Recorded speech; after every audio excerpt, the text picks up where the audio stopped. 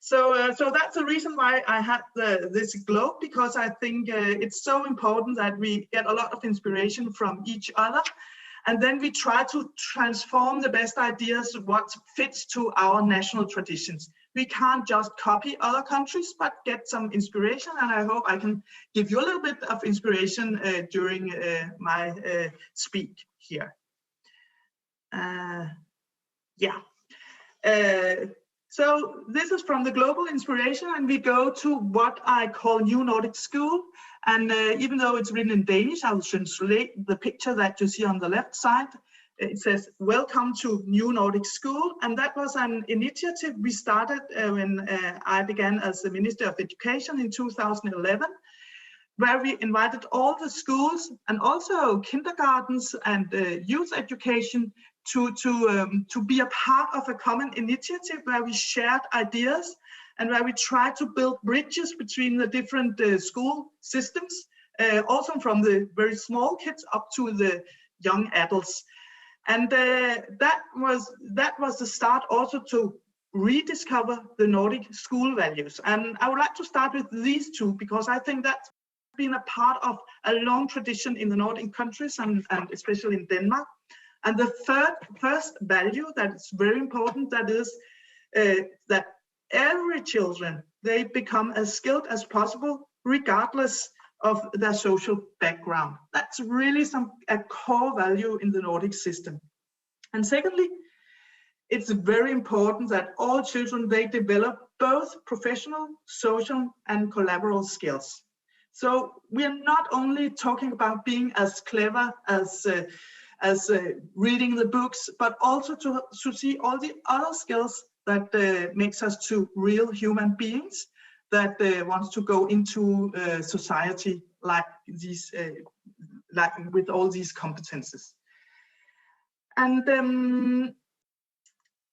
when you look at these values, then there are also some things that we discuss that is really important when you look across the Nordic schools.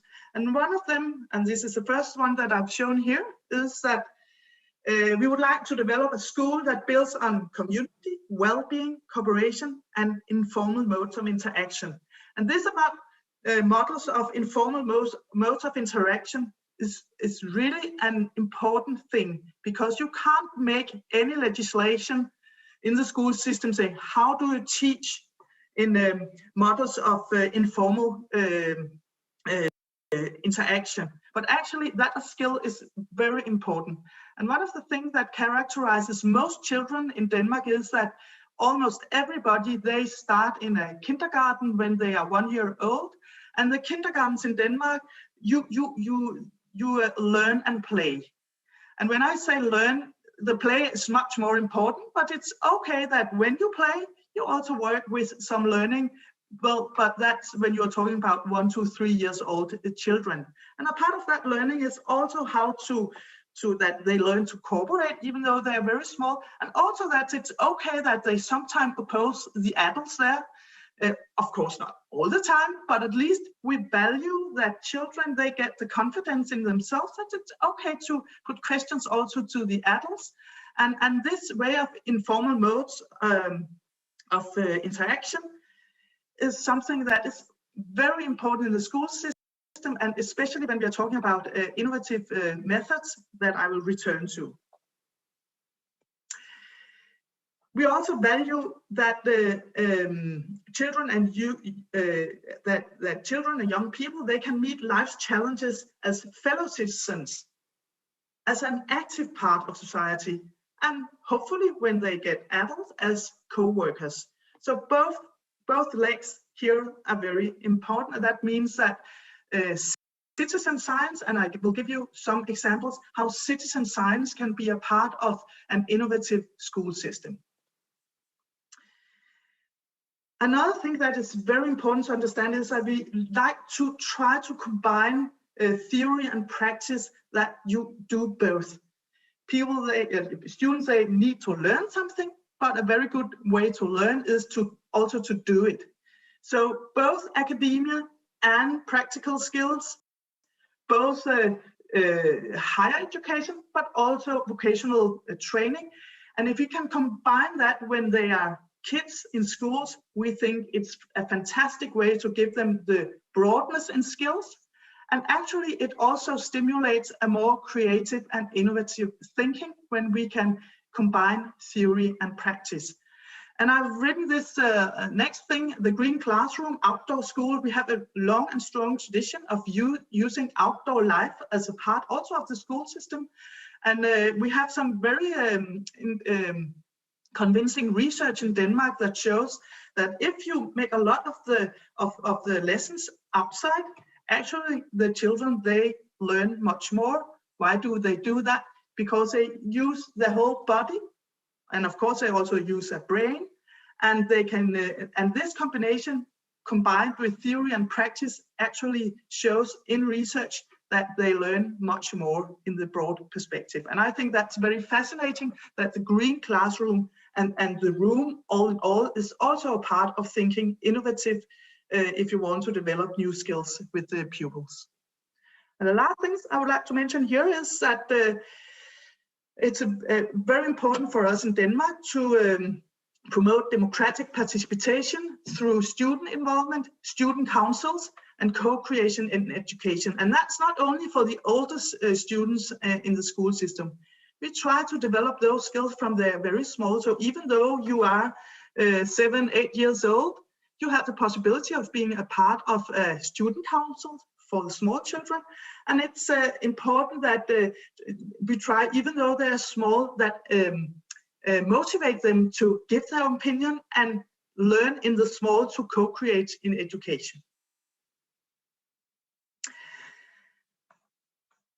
So this slide tells a little bit about how we define innovation and entrepreneurship in the Danish school system.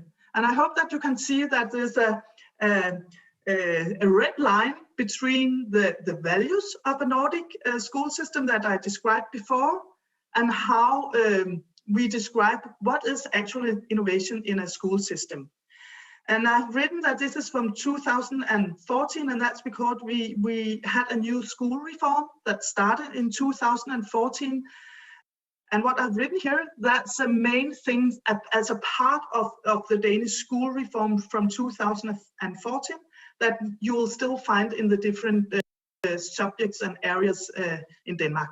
And the first is that innovation and entrepreneurship are cross-cutting themes in the common goals of all the school subjects and topics.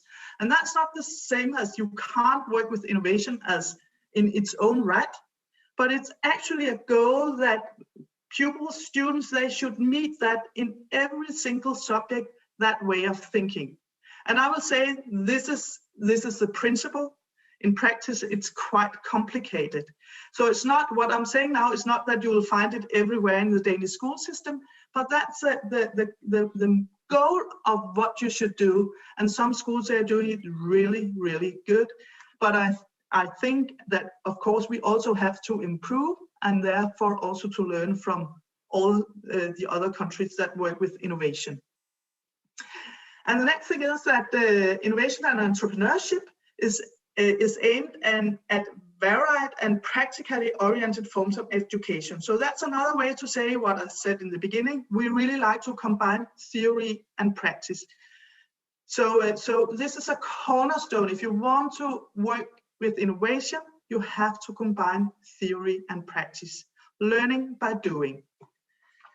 Thirdly, in the innovation and entrepreneurship subject, the students develop skills so they can apply their personal, academic, and social resources. Again, we take a whole human perspective on the pupils and the students.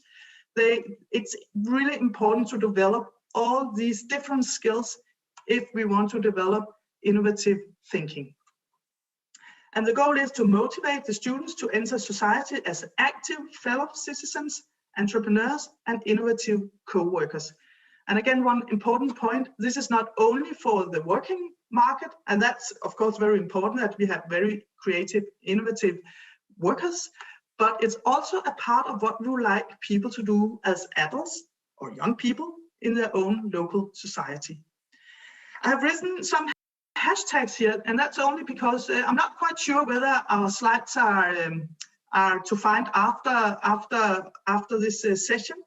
But these hashtags, if you go into them, you can find much more about some of the examples that I will show you here. And it is just very few examples where I will tell you about one of them from initiatives that has been quite successful in Denmark. And that's not a part in the school system, but the schools, they can, the students, they can go to some of these different sorts of arrangements, activities, competitions. One of them is what you can see at the top of the slide.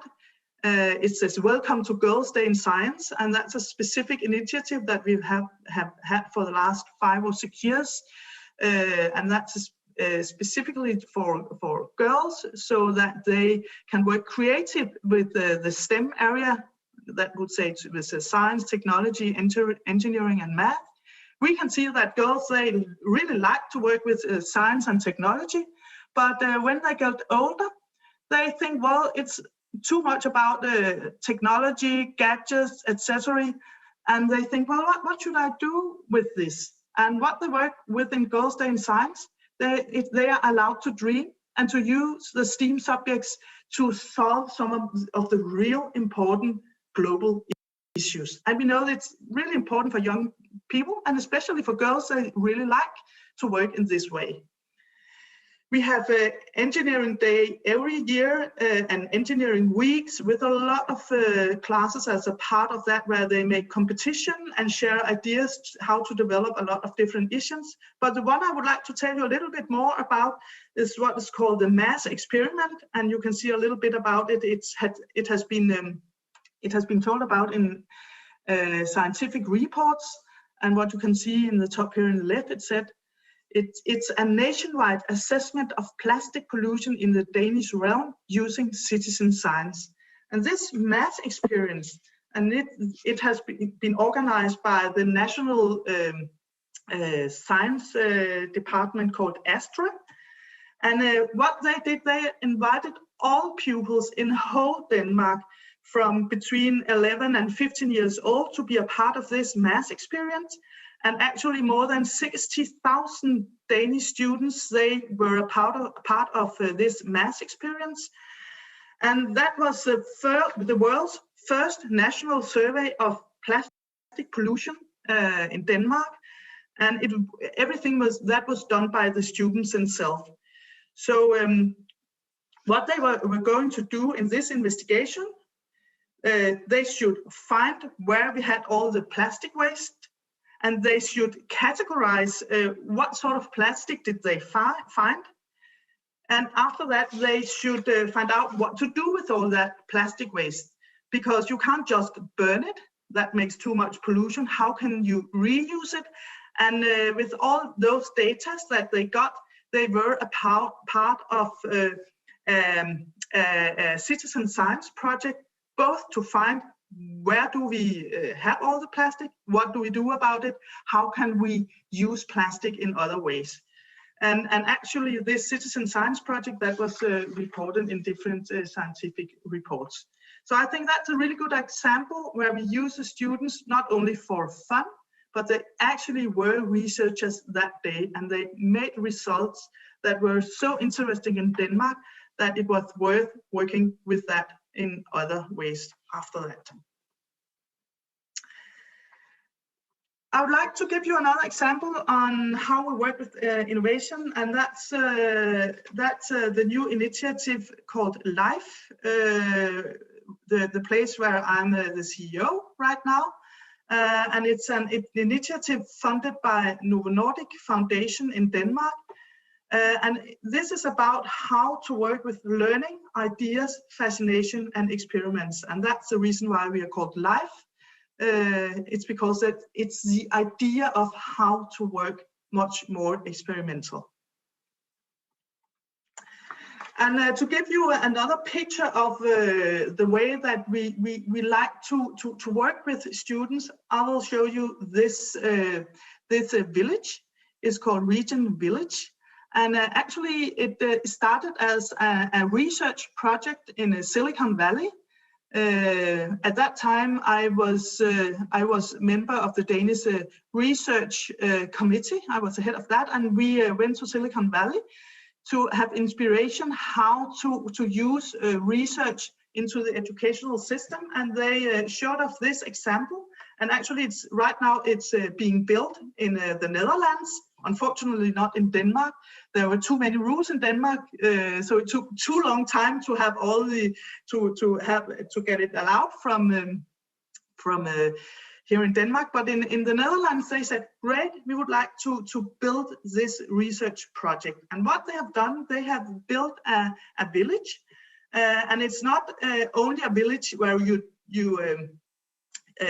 don't use too much energy. All the processes, they produce positive energy to the village, both to warm it up, but also you can see they have, for instance, a garden, and it has been created with a lot of technology. So they reuse the earth, the soil, the water, the sun, everything, so that you optimize all the processes. They are optimized as much as possible. And the reason why I like this picture before I go into what Life is doing with kids is that it's very easy to understand. This is creative, this is innovative, and we can't make creative things if we don't work together. Researchers, engineers, skilled workers, a lot of different skills to create this. And I think that's so important when we talk about the educational system, that we have to tell the story to young people. We can only be innovative if we work together.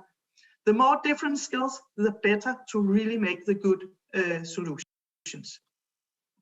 So what we're doing live is that our vision is to develop outstanding learning laboratories for children in Denmark. And our mission is three things. We want to set new standards for inquiry-based science education.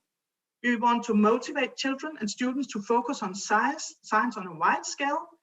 And we also hope to increase the number of students applying for education into the STEM area. But even though that they don't go that direction, we really hope that they will get this inquiry-based thinking with them when they work together with us. And the way that we work with what we call the life courses is shown here. And what we do is that all classes in whole Denmark, they can ask for a life course. And here they work with inquiry-based science education, and they work with the relevant and realistic societal challenges that are based on the students' own realities. I'll give you a few examples of that. But all these life courses, they are built on one of the UN's global goals for sustainable development. And they learn how to transform the UN goals to local activities. And what we've done is that we work closely together with the companies. So we use the research from companies and translate that research so that even small children like the girl here, they can work with research-based elements in the education.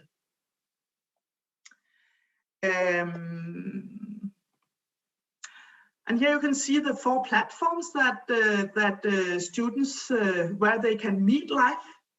They will meet us in their own classroom, where we deliver what we call life kits with all the experimental stuff. So they really have everything to do the experiments, the hands-on training to solve these global problems locally. And all this is supported by a digital platform called My Life. And if the teachers and the students think, wow, this was really exciting, we really learned to work in another way, they can ask for a visit from our mobile lab. And you can see a picture here, and that comes into the schoolyard. And when it opens up, the children, they have a classroom where they have technological equipments that you will only meet at universities or in the research department of a company. But they can actually work with it in the schoolyard. And again, we translate it so that even small children, they have access to technological equipment like that. And in a month, we will also move to a new live campus, what you can see on the picture in the right corner. And here we will have really advanced laboratories for children from both kindergarten up to primary, secondary, and also higher education. And this is the last picture I will show you before we open for comments and questions. And this is pictures taken from our test activities. We have tested all our life courses, and we have 3 fully developed life courses now for children. But we will have, during the next years, we will develop up to 30 different life courses. And 2 examples, you can see the little girl on the top to the left. She is working with one of the life courses called Micro Safari.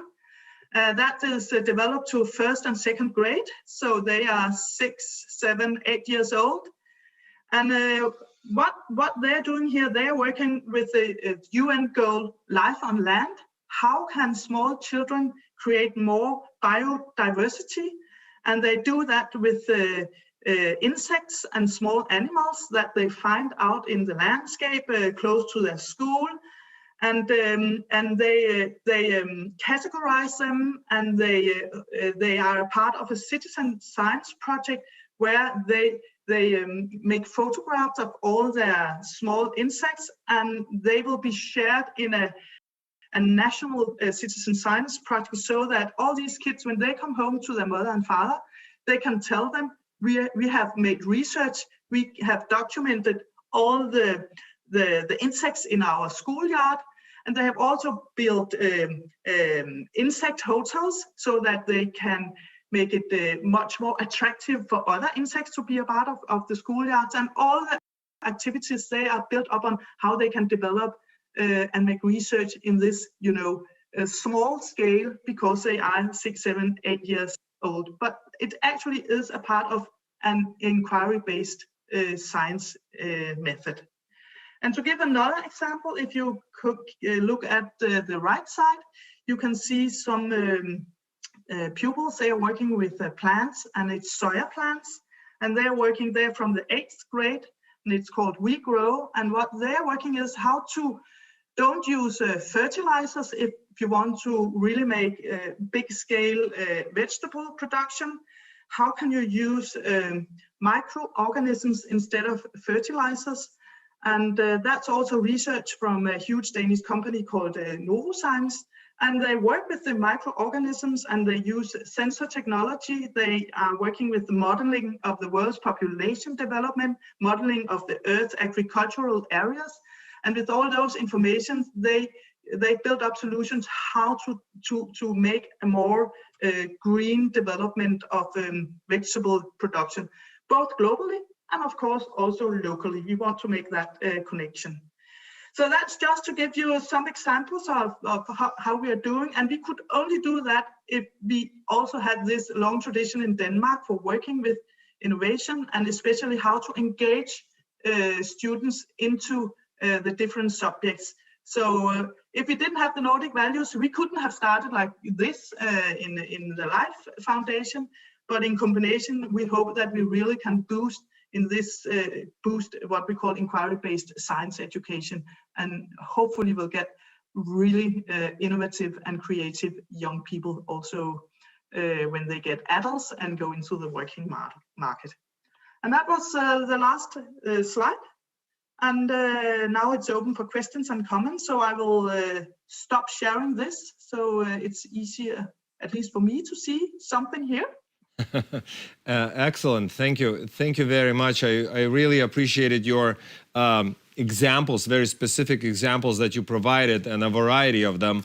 In this way, some of these ideas, it's easier to see how they actually work in practice. Now, a few things that I want to clarify.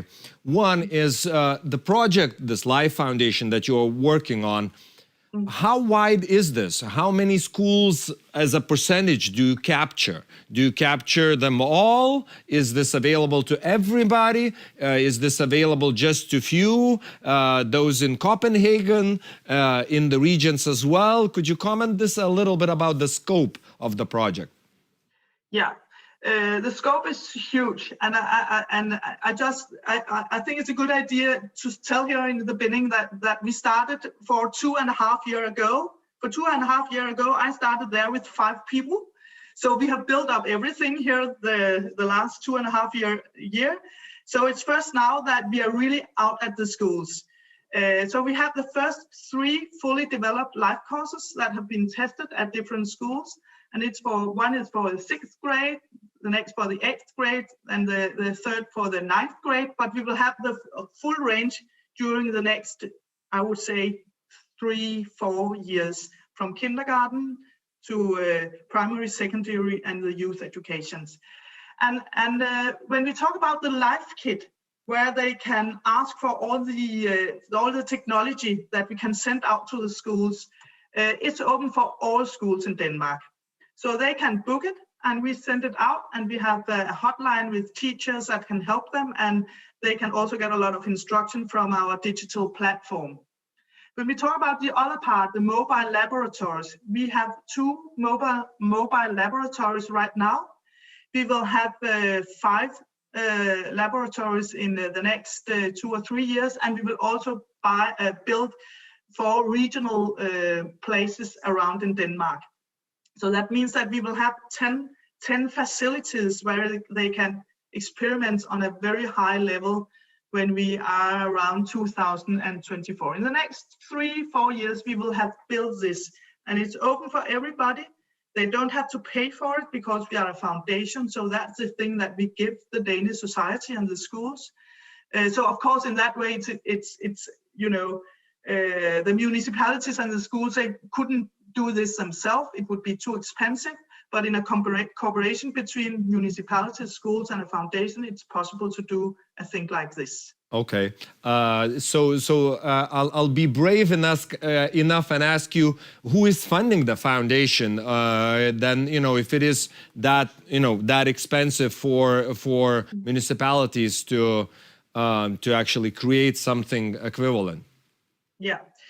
The LIFE initiative is developed by and funded by Novo Nordisk Foundation. And Novo Nordisk Foundation is a huge Danish foundation, and it's the capital from the money in the Novo Nordisk Foundation comes from a quite well-known Danish company called Novo Nordisk and Novozymes. So they have decided to have this foundation to support primarily research into the STEM area, but also this is the first time that they have opened for an initiative towards education. So it's the Novo Nordisk Foundation. They have funded this, and the new thing is that they've decided that we can be on our own. So now we have been created here for 3 months ago as our own LIFE foundation. Okay. And that means that we can also work together with others. So it's only that we had the start of money from the Novo Nordisk Foundation. Okay. Another question, just to clarify for the whole project. So it sounds like you will have a few mobile laboratories, and then some of them will be stationary, 3 of them, if I understood correctly. Why have this combination?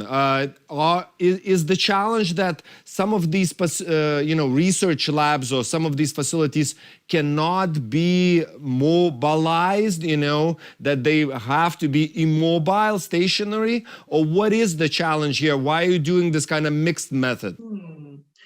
Yeah, good question. Actually, the plan in the beginning was 10 mobile laboratories. But when we looked a little bit closer, we could see that we would get much more education out of them if we had a combination of 5 stationary laboratories and 5 mobile labs. And it's also because Denmark is a small country, and that means that we have 5 regions in Denmark. So in every region, we have 1 stationary laboratory and 1 mobile lab. And the mobile lab, it can reach all schools that are far away from the center. And we think it's really important that it's possible for all children to try to experience in this way. And therefore, we can't say to them, come to us, then we have to come to them. So that's the reason why we have this combination. Okay, that's very, very good. That's interesting, because we are in Lithuania, we are creating, I think, 10 stationary sort of labs, and that's that's why I'm asking, because it's an interesting sort of way, another way, maybe a better way to do it, the way you are doing. Now, in terms of what you were talking about, this course, could you explain us, is this a full course? In what way? Is this a one-year thing? It is a semester course? Is this in biology, in chemistry, in anything?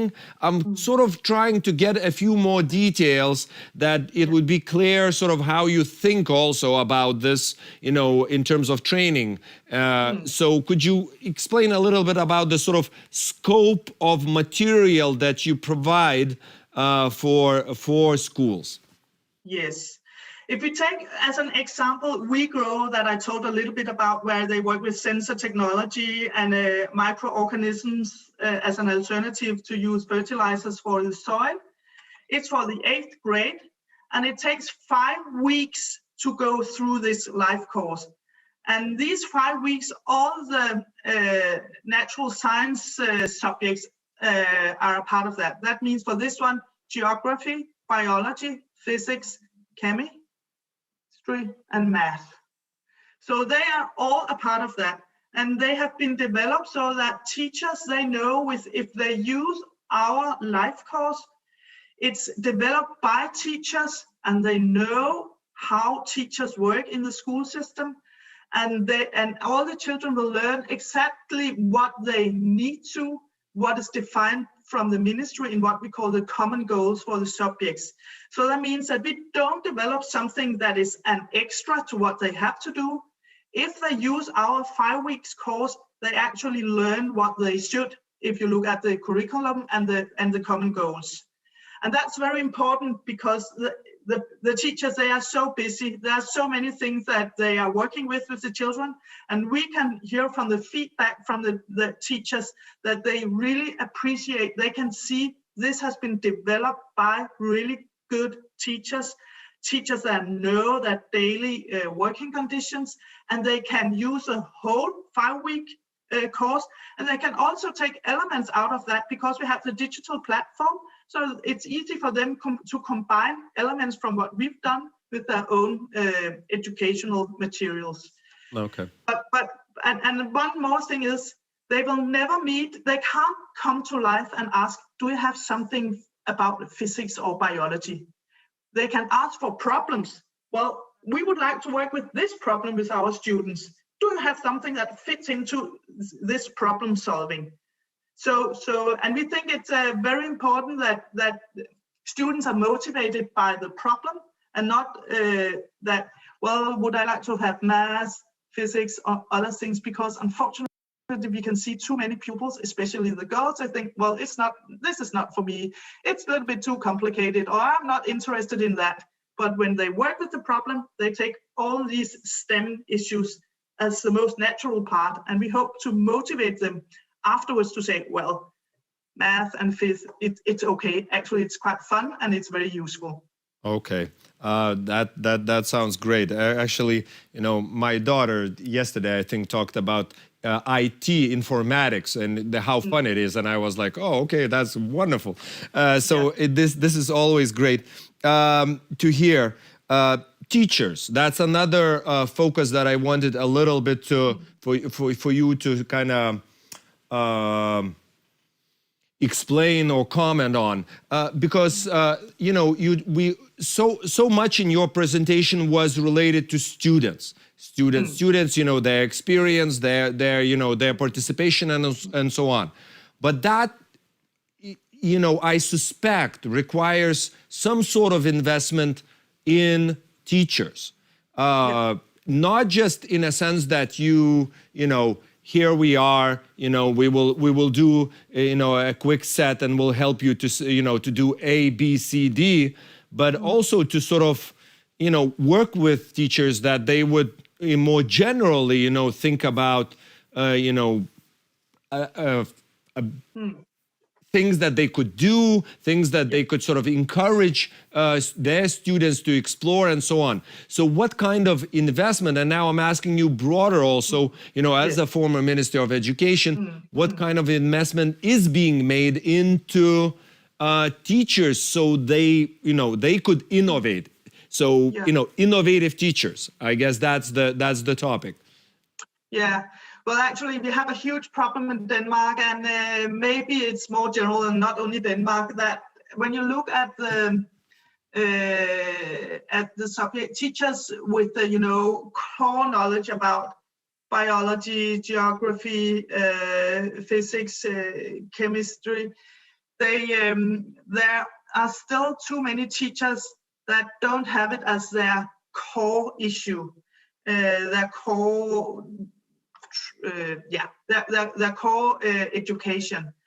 We have used quite a lot of money in Denmark to give them the opportunities to have more education in those issues, but unfortunately we have still Mes darom pertrauką. Sorry, I interrupted. Yeah, go ahead. Okay. Sorry. Yeah. So we hope we as a foundation, we don't give them extra education in the different subjects. They have to get that from, you know, university colleges where they have the education. But what we hope is that as we can see that we motivate the students, we can actually see that the teachers, they are motivated too. Also, if they don't have it as their own core issue. And we do hands-on training. When we come out with the mobile laboratory, we have 2 of our teachers with that laboratory. And they, you know, they teach the trainer, so they teach the teachers when they are there. So we do hands-on training with the teachers when we are out there, between our teachers and the local teachers.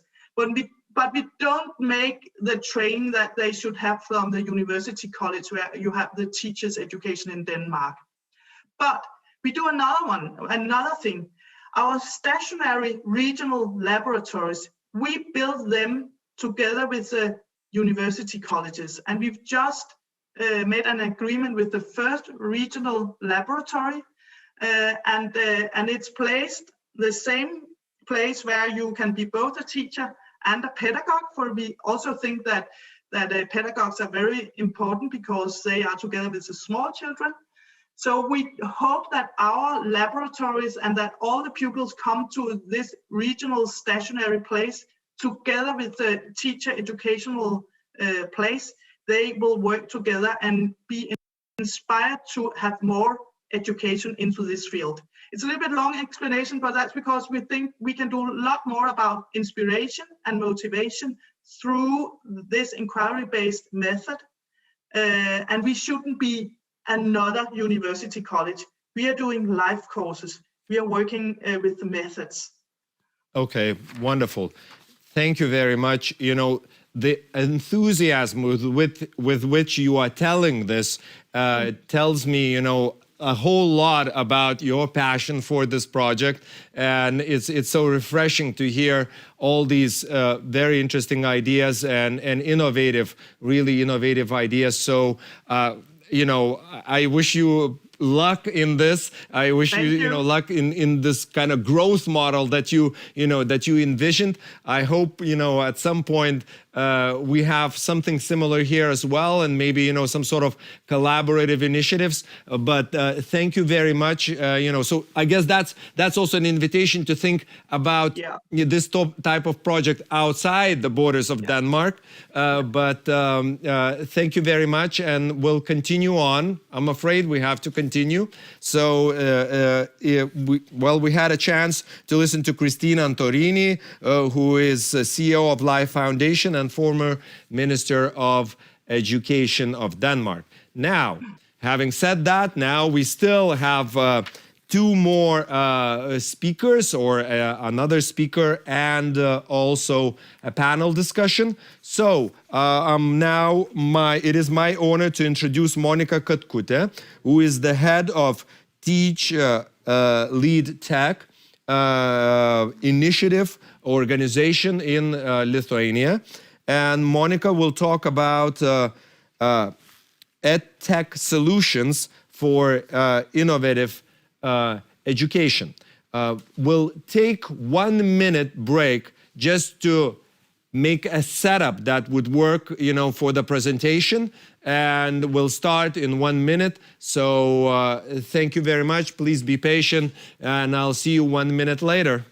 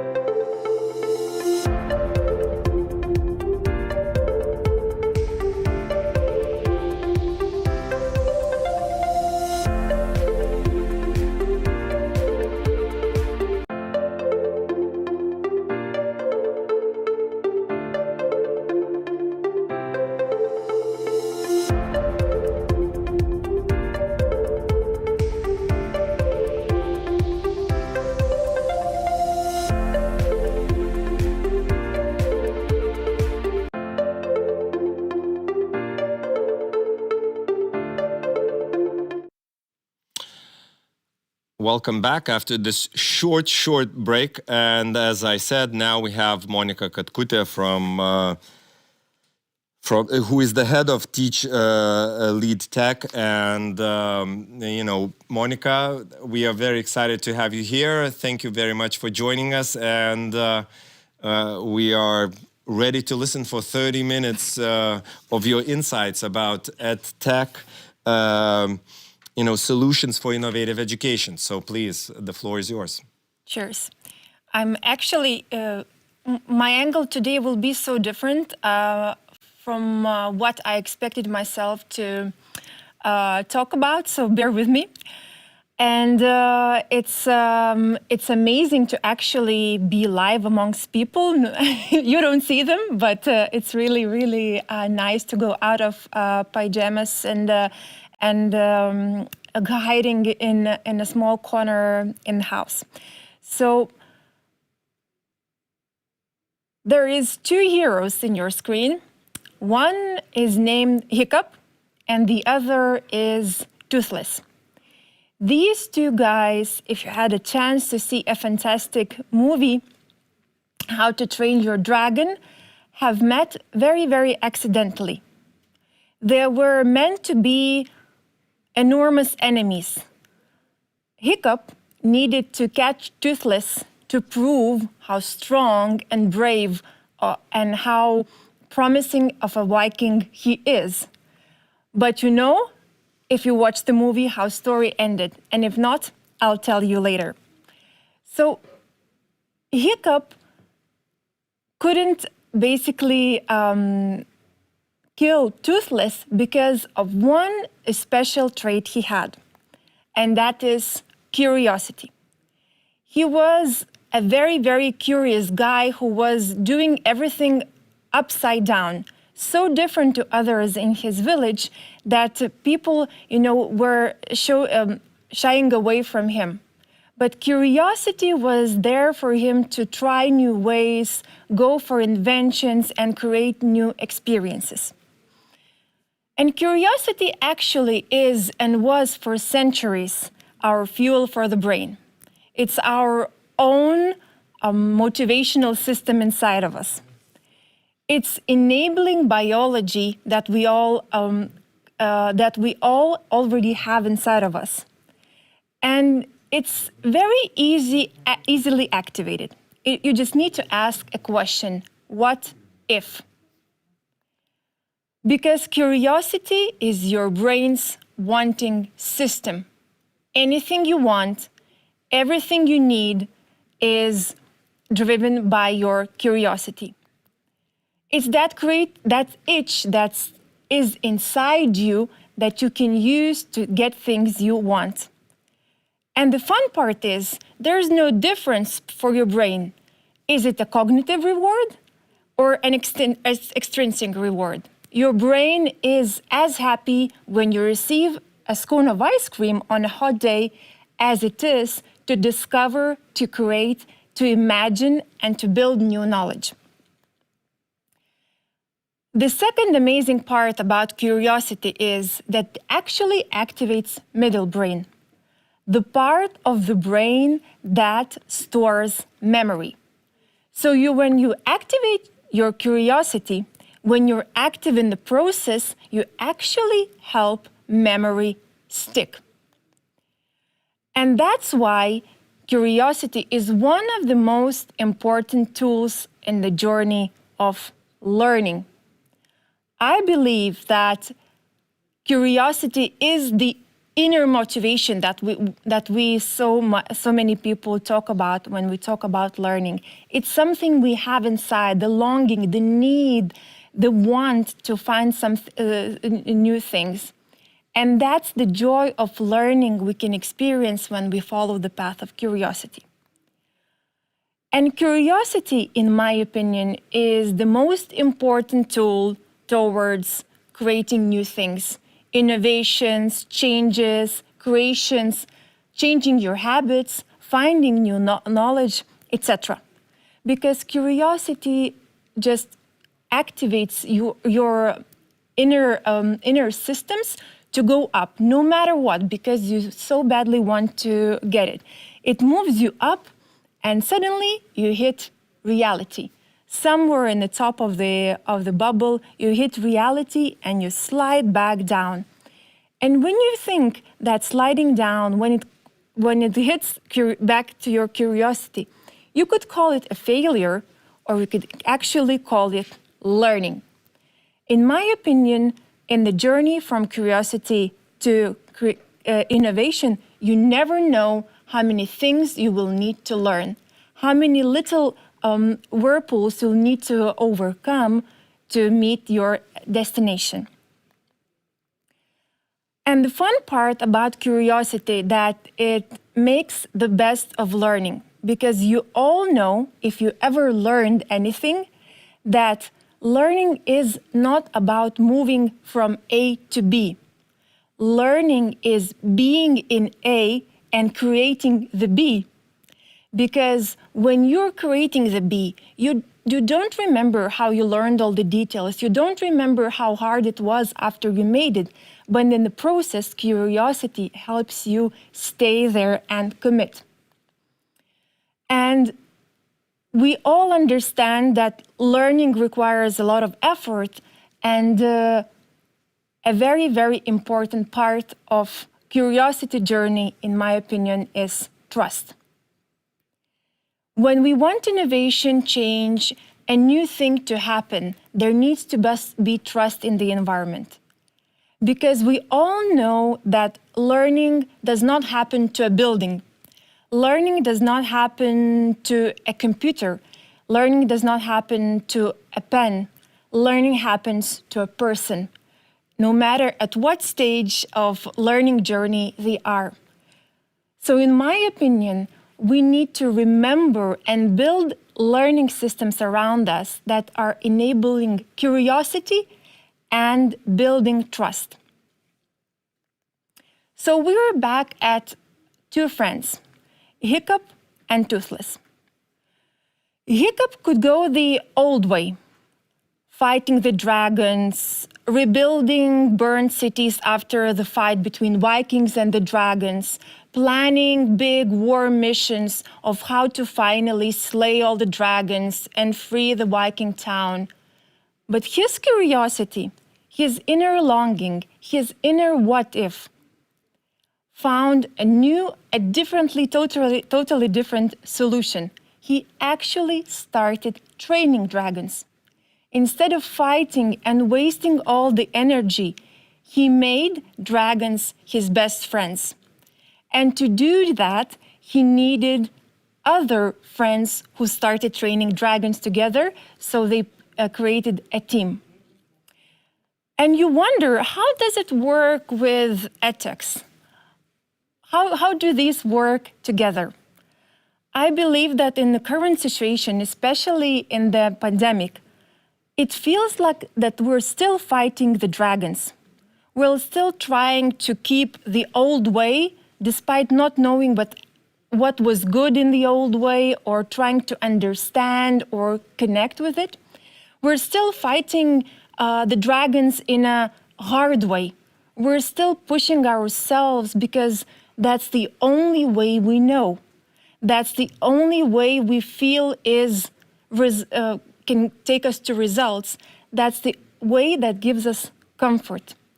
But there is a pool of educational initiatives, companies that have very curious people behind them, even in Lithuania, many of them who are remembering that instead of fighting, we need to start training, we need to start building, we need to start creating.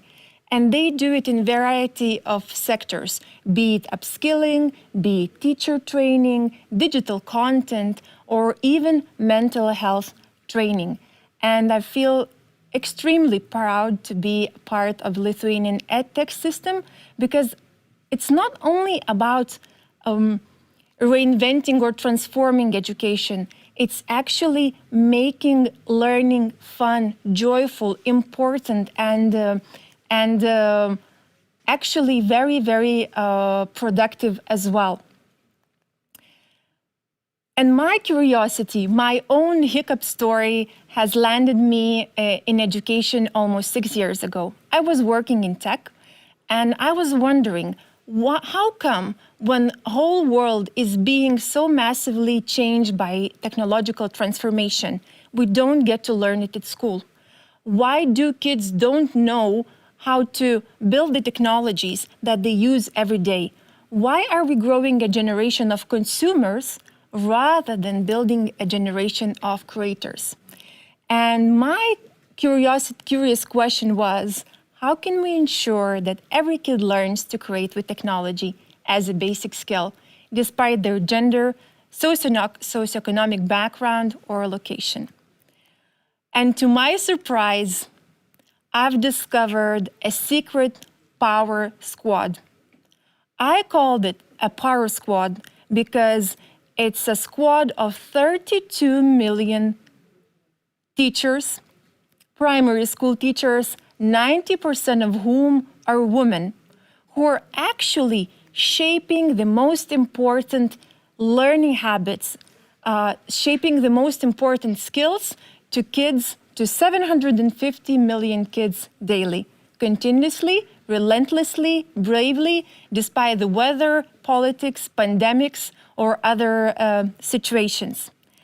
So with the team, we're building Teachers Tech, a guided learning space where primary school teachers learn to create with technology.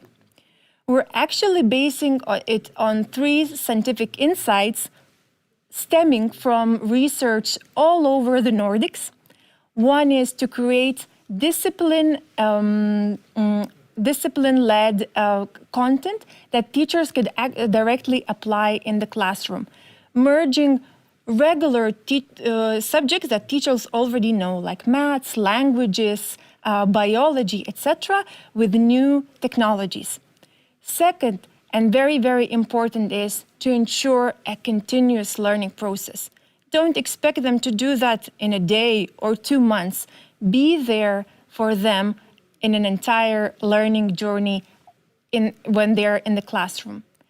And the third one, and the most emotional and difficult one to grasp, is confidence. To help teachers remember that they're the ones leading in the classroom. They're the ones who've been building education for ages, and all they need to do is acquire new skills, new habits, rather than transform themselves entirely. And we're doing it with a curiosity-led pedagogical approach, because we want kids to understand and practice, but at the end of the day, we want kids to have space where their curiosity is taken from idea to fruition into a creation, into their own unique project where they blend different subjects and actually learn. They don't memorize, they learn. And our goal is not to be perfect. We don't want teachers to become masters in technology. We don't want them to get the best grades. We want them to feel confident and committed enough to transfer knowledge to kids. Because the funniest part is when they start learning together. And kids become teachers, teacher supporters and motivators because they love creating with technology, and teachers need support from the kids to go further, to have their motivation going. Because we suddenly realized that teachers' biggest motivation, biggest curiosity is, how can I help my children learn? And we're helping them in the journey. The best part about all this is that teachers unexpectedly tell us stories about children with learning difficulties who started working together with classmates. How they were surprised by creativity, imagination, and logical thinking of their 7-year-olds, even during a lockdown. How they cannot believe how joyful and motivated their kids are, and how motivated they are to finish the excruciating tasks because it's difficult for them maybe to read or write, and suddenly they're learning difficult logical concepts. And it's very, very important that every child is seen in the process. Everyone is creating their own project, their own learning experience, their own little piece, so they can all experience collaboration of joy of working together, because there's no competition. There's no wrong or right. It's mine, it's yours. Let me help you do yours better. So we've been growing like crazy in Lithuania since we launched in September 2020. We didn't expect that. And I guess it's all driven by teachers who are inviting other teachers, because for them to begin, it takes enormous bravery. They have to be so daring to say to themselves, I know I don't know this, I know I need to learn, and I'll do this extra mile because I do understand that it's the way kids learn in 21st century. And of course, the most humbling part is that when we work with 1,400 primary school teachers all over the country, we meet 28,000 kids. We know that those kids have a chance to play with innovative, cutting-edge technologies, feel that they're able, that they're capable, that they're seen, that their creativity, their imagination, their interests can flourish even on a very difficult subject, and they start loving learning. And the important part is that teachers are suddenly getting back their authority. One teacher was telling me that after 20 years of being a teacher, she never heard her pupils say, thank you for knowing languages so well. Thank you for knowing the multiplication table so well. But now they're saying to their teacher, oh my God, you're so cool, you can build in virtual reality. So it's a fun and rewarding experience to the whole community, to the whole trust bubble. And while teachers are creating the trust bubble to their children, we are the ones creating the trust bubble for teachers to learn and move into this direction. This month, we're actually not only ending our first season, but also talking to teachers in Lithuania and actually globally about a very, very emotional subject. How we feel, how we felt, how we survived or lived through the pandemic, how we can sustain our healthy minds, how we can express ourselves creatively with the help of technology and actually finish this school year a little bit lighter, a little bit easier, a little bit more connected, and a little bit smarter. We can say that we lost a lot with not learning some parts of the curriculum, but we actually learned so much in between. Kids learned resilience, kids learn how to use technology, kids learn that they can actually learn so much on their own, and teachers remember that they can adjust to any situation, and even in the most difficult days, they can create little moments of magic in their classroom. My curiosity is overwhelmed when I give myself this question. What happens when 1 million primary school teachers believe that they can create technologies in their classroom and inspire a new generation of creators? This helps me tick in difficult moments, because the path of building something new is difficult. And the path of building something new is also rich in learning. And I invite everyone who is in educational sector, in any part of learning, create trust bubbles, invite other seekers, innovators to join you, because they're not trying to deny your system. They're not trying to deny your way.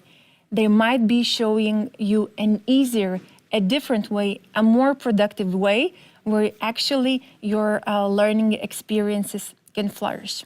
Thank you.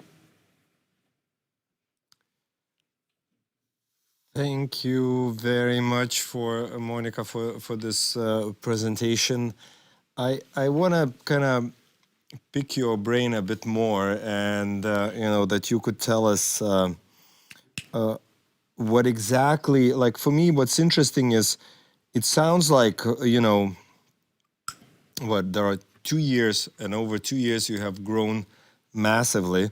But I'm still trying to understand exactly the product that you are offering, or the range of products that you are offering as part of your, organization. And I'm sorry, I misread, because in my notes it was Teach, Lead, Tech, and I was like, oh, why is it so strange? Because I know it's Teachers, Lead, Tech. So I'm sorry about that. No worries.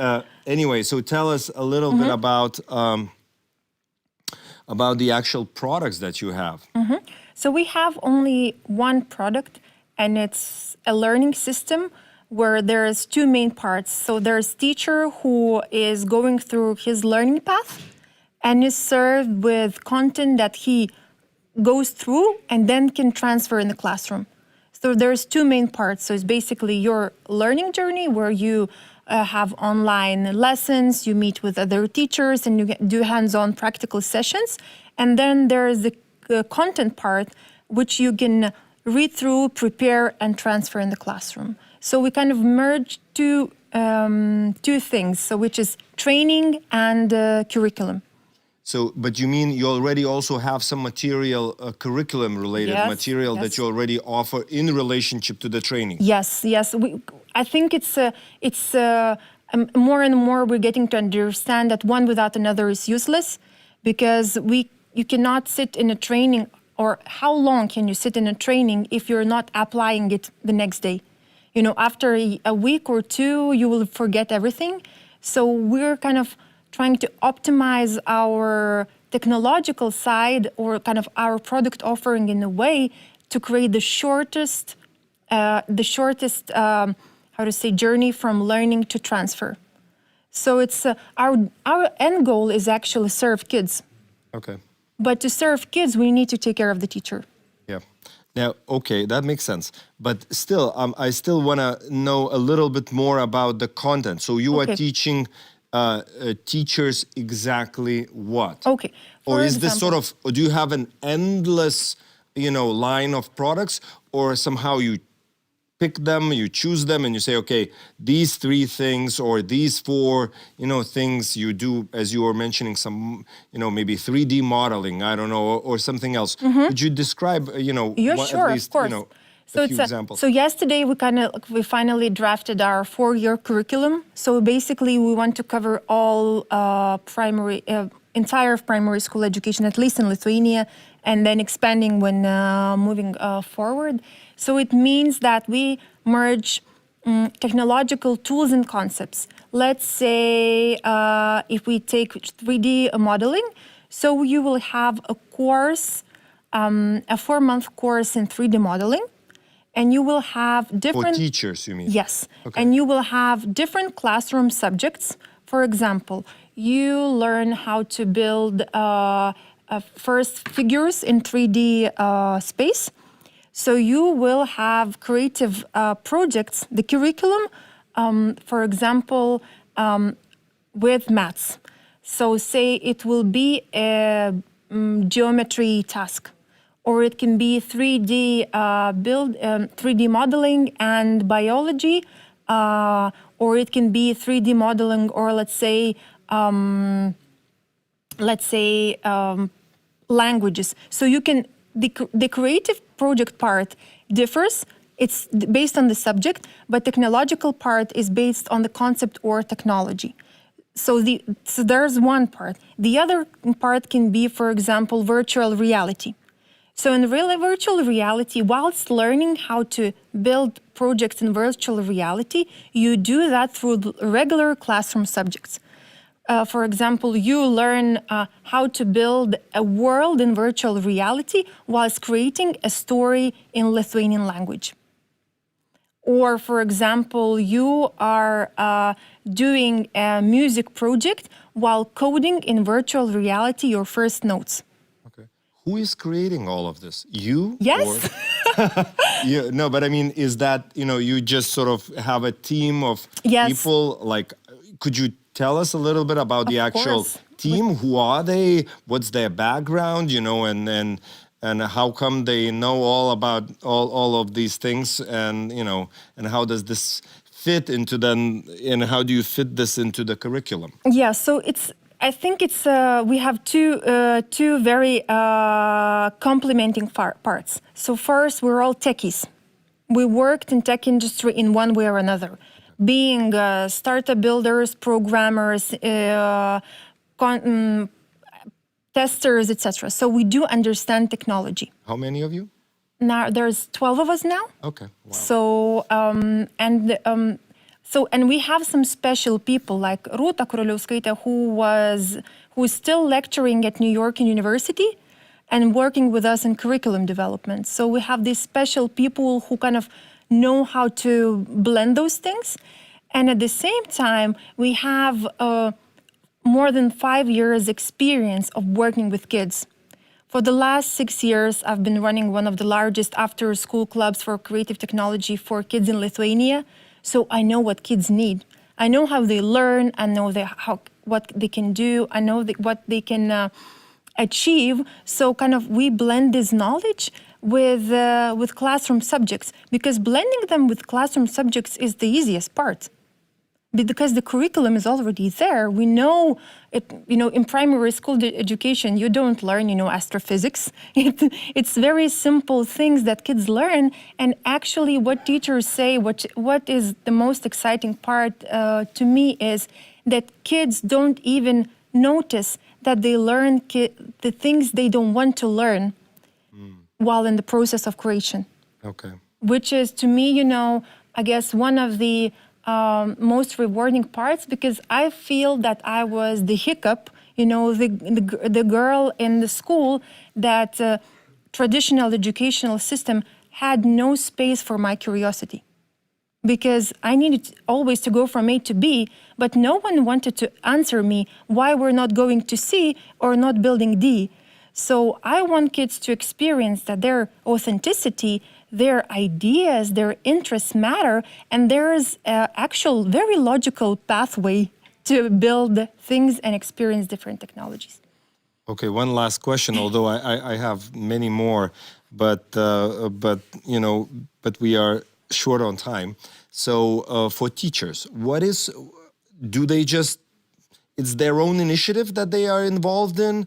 Are they, is there some sort of system that they are being, I don't know, rewarded for being a part of it, that it counts as their sort of advancement of their own skills and so on and so forth?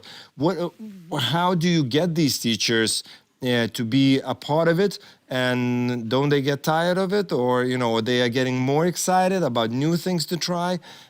Please tell us a little bit here. So a very complex question, and I guess there is no easy answer. One is, of course, a little bit of magic, always a little bit of magic. And, I truly believe that teachers feel, if not consciously, but very deep in their gut, that they feel that times are changing, that they can't do it the way they did before. And the pandemic, opened up the gap that we have in our educational systems between people who already live the digital lives and the ones who are avoiding it. But the amazing part is that for kids, it's natural. It's not a question if they need technology. It's the question, how will they use it? And I think teachers, because they're so close to their kids, they see it, they feel it. It's not convenient. It's not easy. It's not simple, but they try to do it. Of course, they get tired. Teachers with experience of 30 years are telling us stories how they were all in sweat while starting the first lessons in their classroom, but they can't stop, because as soon as they started in the classroom, kids wanted more. And we thought, having at least 2 lessons a month would be fantastic. And now we hear stories from teachers saying, we do it every day. Kids, that's the only way kids learn. And we didn't expect them, but of course, the journey is not linear. It's not, that way. It's learning. You just go round and round and come back. So our goal is to be there for a teacher, not for a year or a course or for the entire period. So we're going to schools now after the first year for a 3-year run. So we're there for the teacher so they can take their own pace of how to learn it. There's no rush. We're not, running anywhere. There's no end goal. There's no finish line. But because every teacher, I guess, when we come to technology and personalization, artificial intelligence, etc., I think first we need to make sure that teachers experience the pleasure of personal learning. So they know how it feels, how amazing it is, so they feel confident and even more motivated to bring it to their children. And when you ask about the systems, actually it's mainly working with fantastic municipalities like Vilnius, who are, so daring and so bold with their decisions. And of course, working with teachers from the smallest rural schools in Lithuania who actually found budgets themselves to fund this training because I think I have only one explanation, because they know it's best for their children. Wonderful, wonderful, wonderful story. And thank you for sharing, Monica, this story with us.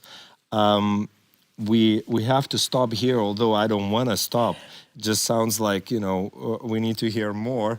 But at some point we do need to stop. And what's next is we have a panel that is coming up, a panel discussion. But we'll need to take a very quick break, 2 minutes just for setup, and in roughly 2 minutes I'm sorry, I'm being shown that we actually need 5 minutes, which is okay. 10 minutes, are you saying, or 15? 15 minutes, really? Okay, so we need, sorry about that, we need 15 minutes for the setup, and we'll return. That means right now is 18 minutes after 4, so about, you know, half after. So 4:30 roughly, we'll be back, and we will have a panel on innovation policy in the education sector in Lithuania. We have quite a few interesting participants, so I hope you will join us. Please take a quick rest and join us in 15 minutes.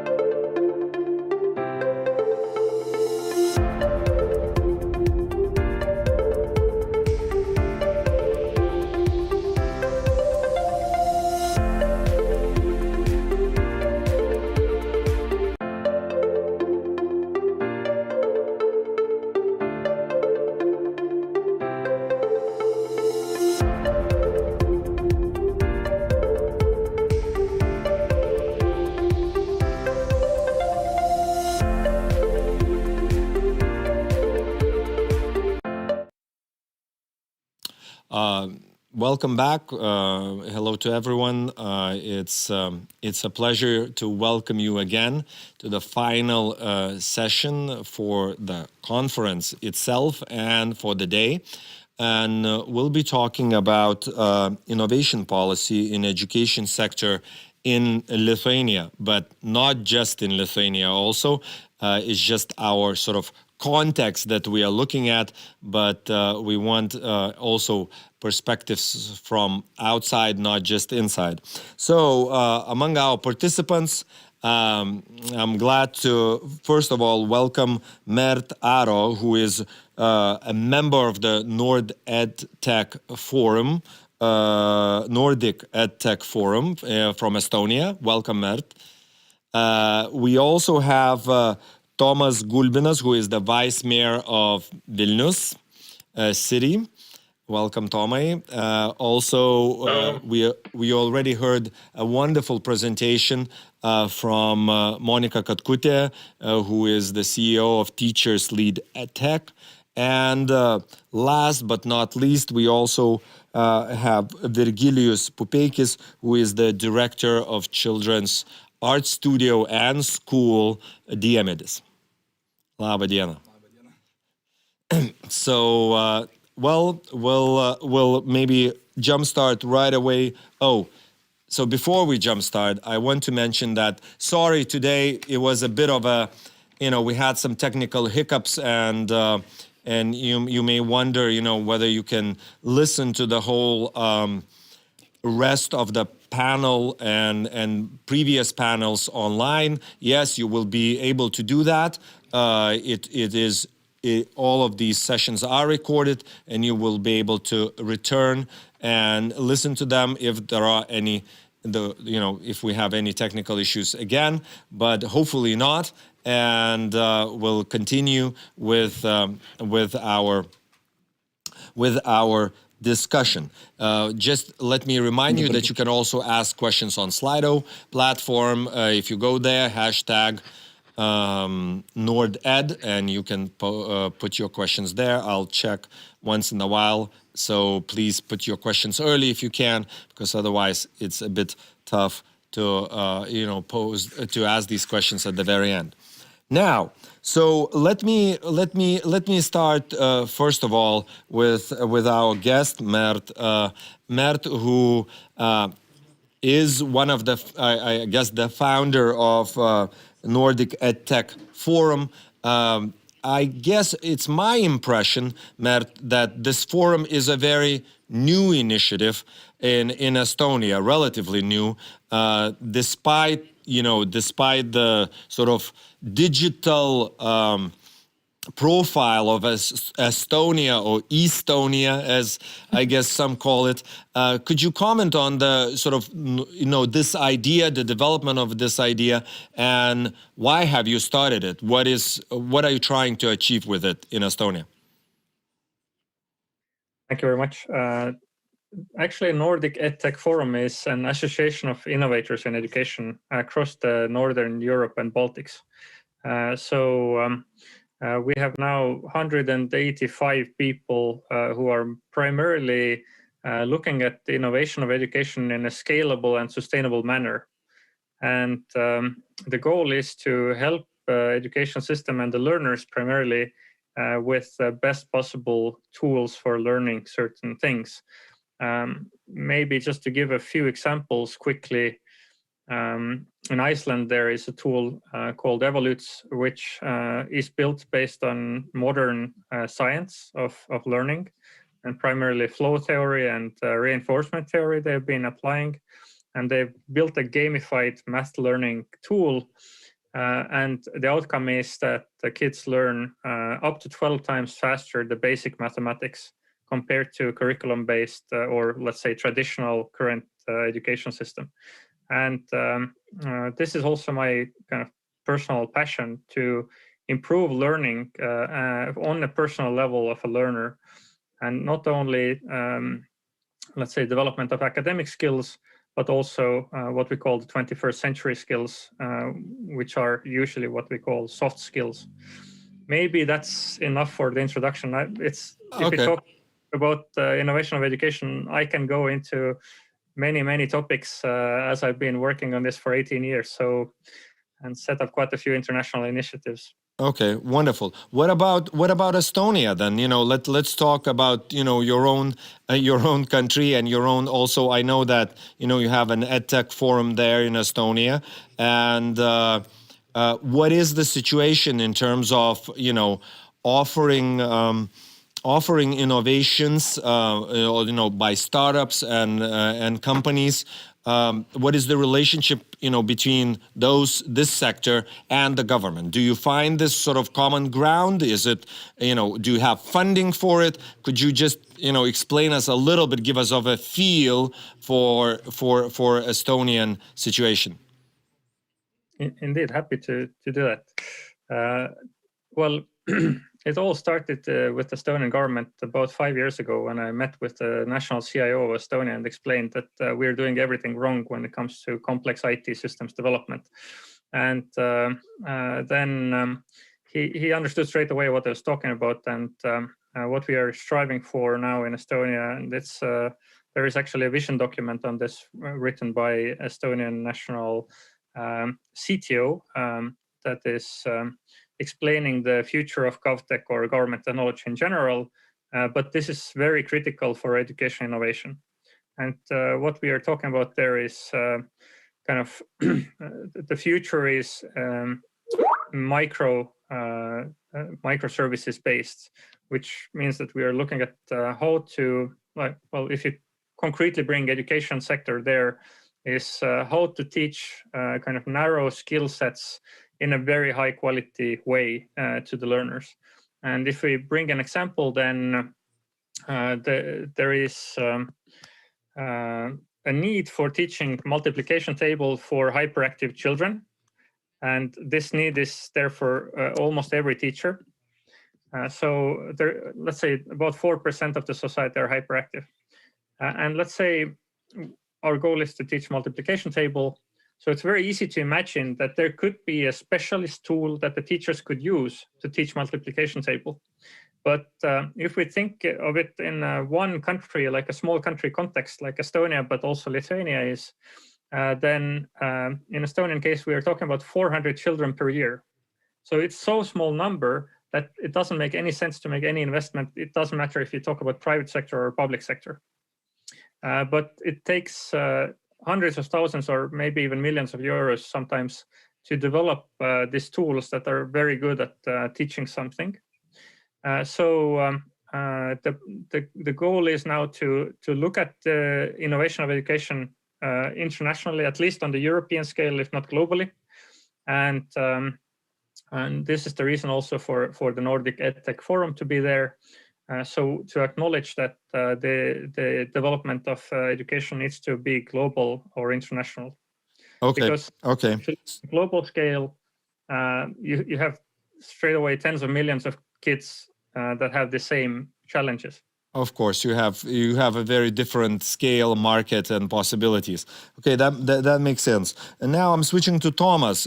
Tommy, we heard a little bit about what is happening in the Nordic countries and Baltic as well. But what is your assessment of innovation policy in Lithuania, and to what extent municipalities have the capacity to really work with edtech startups, with technology companies to advance and integrate these innovations and test them out in schools. As far as I understand, for example, Monica, is one of those startups, one of those initiatives that you are working closely with. So what is the general sort of context here? Do you feel comfortable, or do you need more support, financial support, legislative support? How do you view this?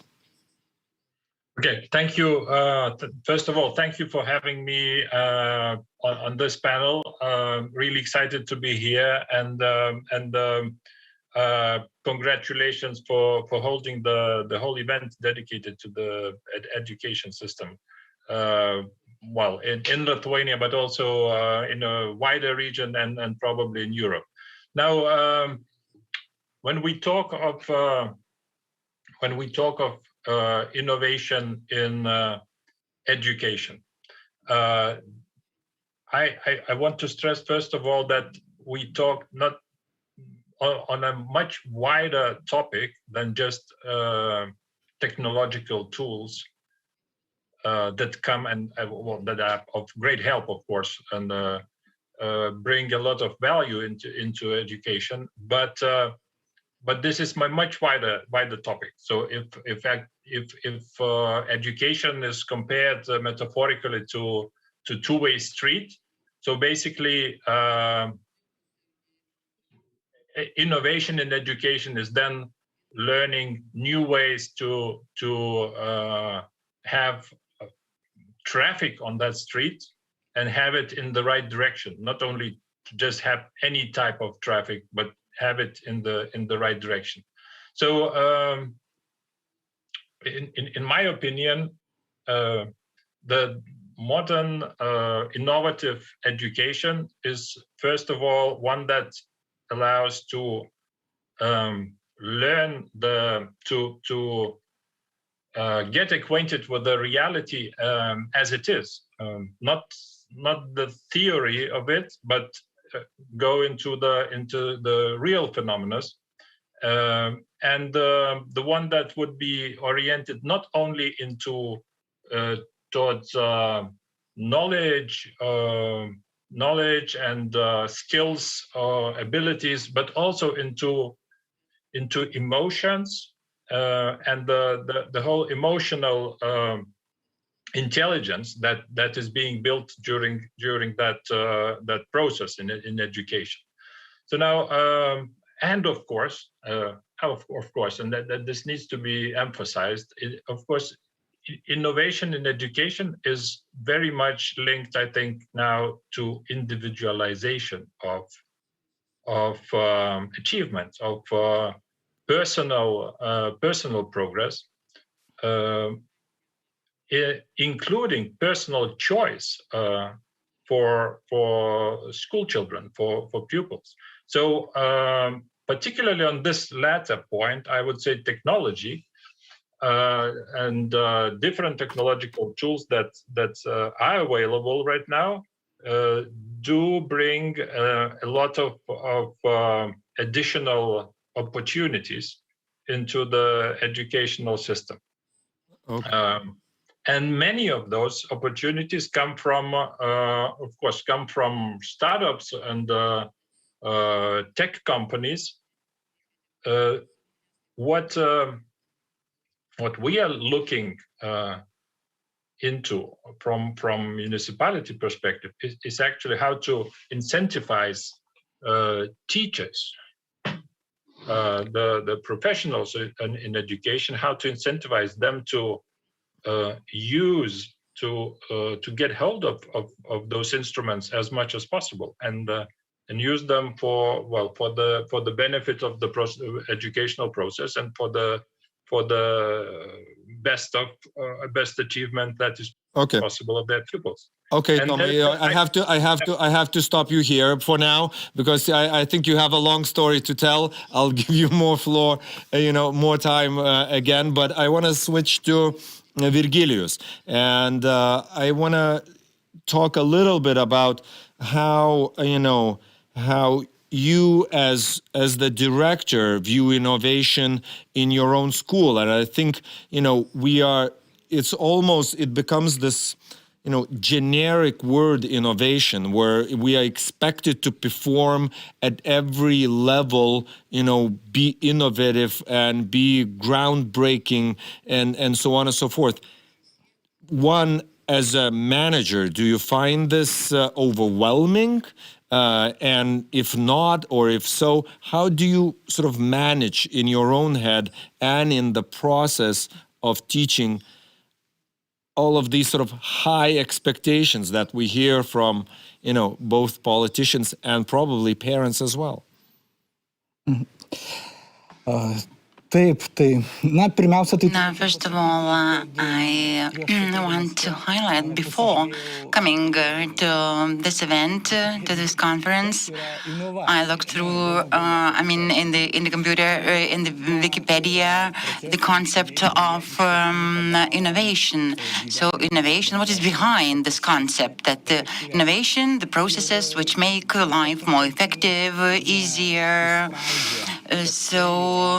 This source does not mean that this is related to technology. I don't want to say that our schools, I work in art studio Diemedis, so preschool institution which is attended by children from two years, which are 2 years old, and now we've been raising the main school children. We have 2 classrooms, 5th grade and 6th grade pupils, and our current 6th graders, they will finish 8 grades and they will join the pro-gymnasium. In terms of innovations, if we speak about innovations at school, different children, without any doubt, not all innovations will be related to information technologies.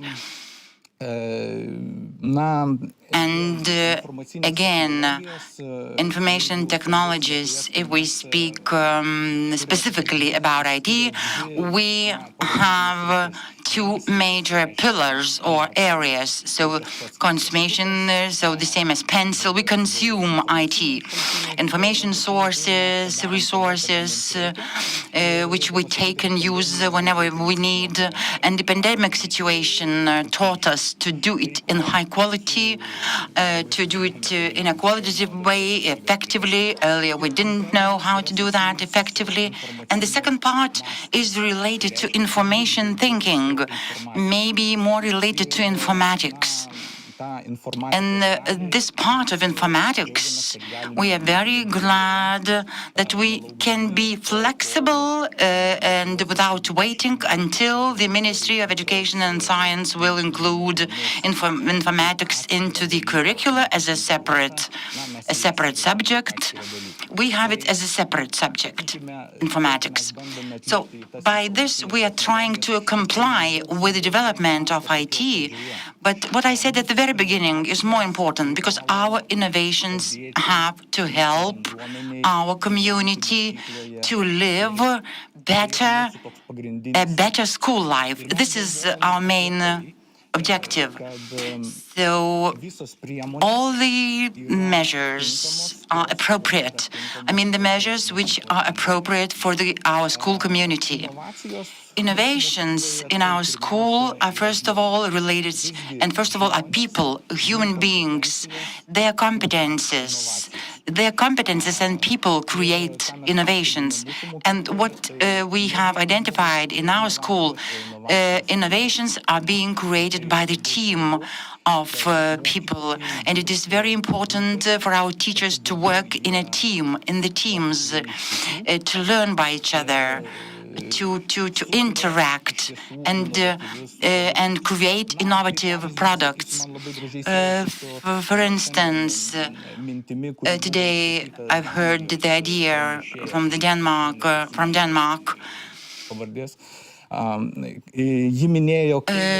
The presenter, the speaker said that when pupils come to the laboratory, they are asked, what problem would you like to solve? The pupils are asked to make the laboratory as a tool. So one of our major last recent projects, joint projects, was aimed at this object, what to do to make a better life for the school community, to create the project which could be used by our school. The created products were not very much innovative, but to our mind, they were innovative. For example, what products did you create? A very simple example, brush. A brush to clean your legs, which can be moved and put on and put off very easily. And these brushes were outside school, beside the entrance, and this brush was created by a third-grade pupil, girl. Another example of a product. We did not have a ring at school, so teachers usually simply invite teachers for the lesson. So we decided that we need at least an outside ring, big, to sign, to invite for invitation of pupils into the classroom. A very important moment is that pupils, when they create these products, they saw the shortcomings of these products, and they started to initiate, to provide proposals on how these products could be improved. Gerai. Dabar aš tada jau turiu, nebent labai jau norit, bet aš tada stabdau, nes... I want to stop you because I understand that you have a lot to say. Gerai. Okay, but one question to you, and then we can move forward. Maybe we will come... Return to this, the whole issue of innovation as broader thing, not just, technology, but in general, innovation in a sort of innovative mindset, creative mindset. For me, the question is, if returning a bit to this sort of tech side and all the solutions that we hear about, that Mert was talking about, that all our speakers before were talking about, how do you select, what is out there? And there are, somebody says, let me see, Mert was saying evolutes is the best way to teach mathematics. But actually, Monica has, maybe a better way to teach, whatever, she is teaching. And then, maybe Thomas knows probably a number of startups that, that offer you a very good sort of solution. How do you see, are you lost in this, in this spectrum? And how, if you are not, how do you make decisions to select what is needed for you?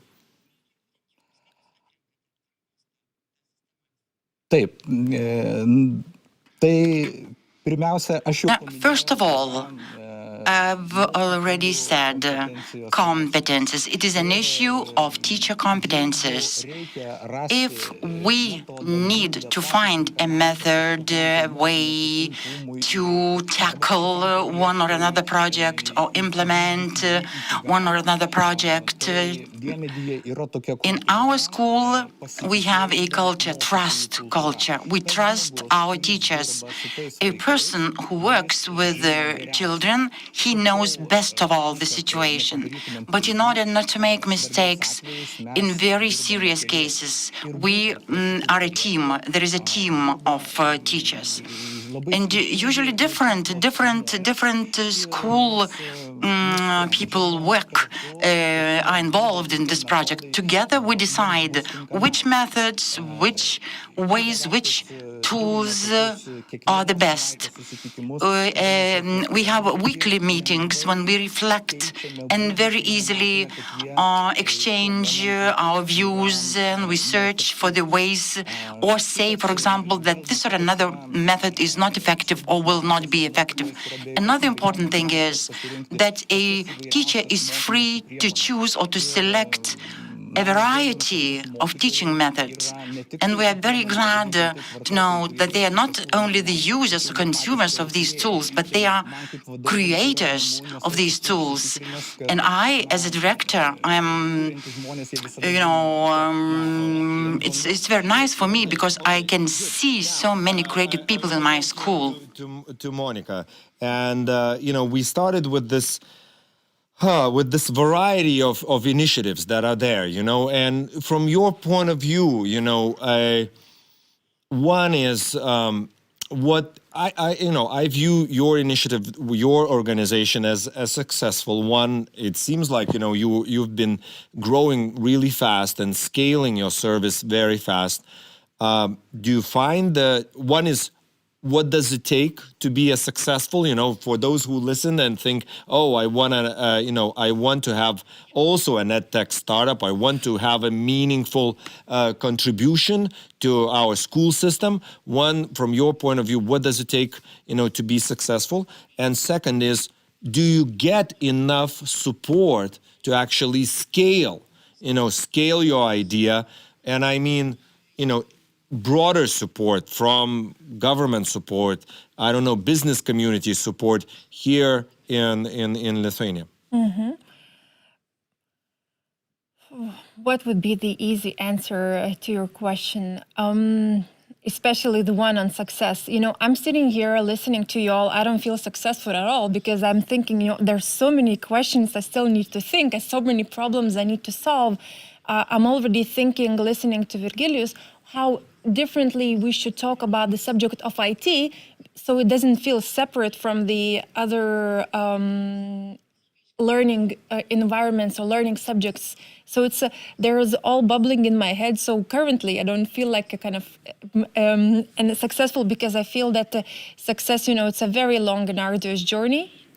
It's maybe it's a process, huh? Of course, it's a learning journey. It's a long learning journey with ups and downs, and of course it's teamwork, as everything is. And at the end of the day, with everything you do and you create, the one who is using your product is deciding whether it's good or not. Whether you're creating an innovation at school for your pupils, they're deciding.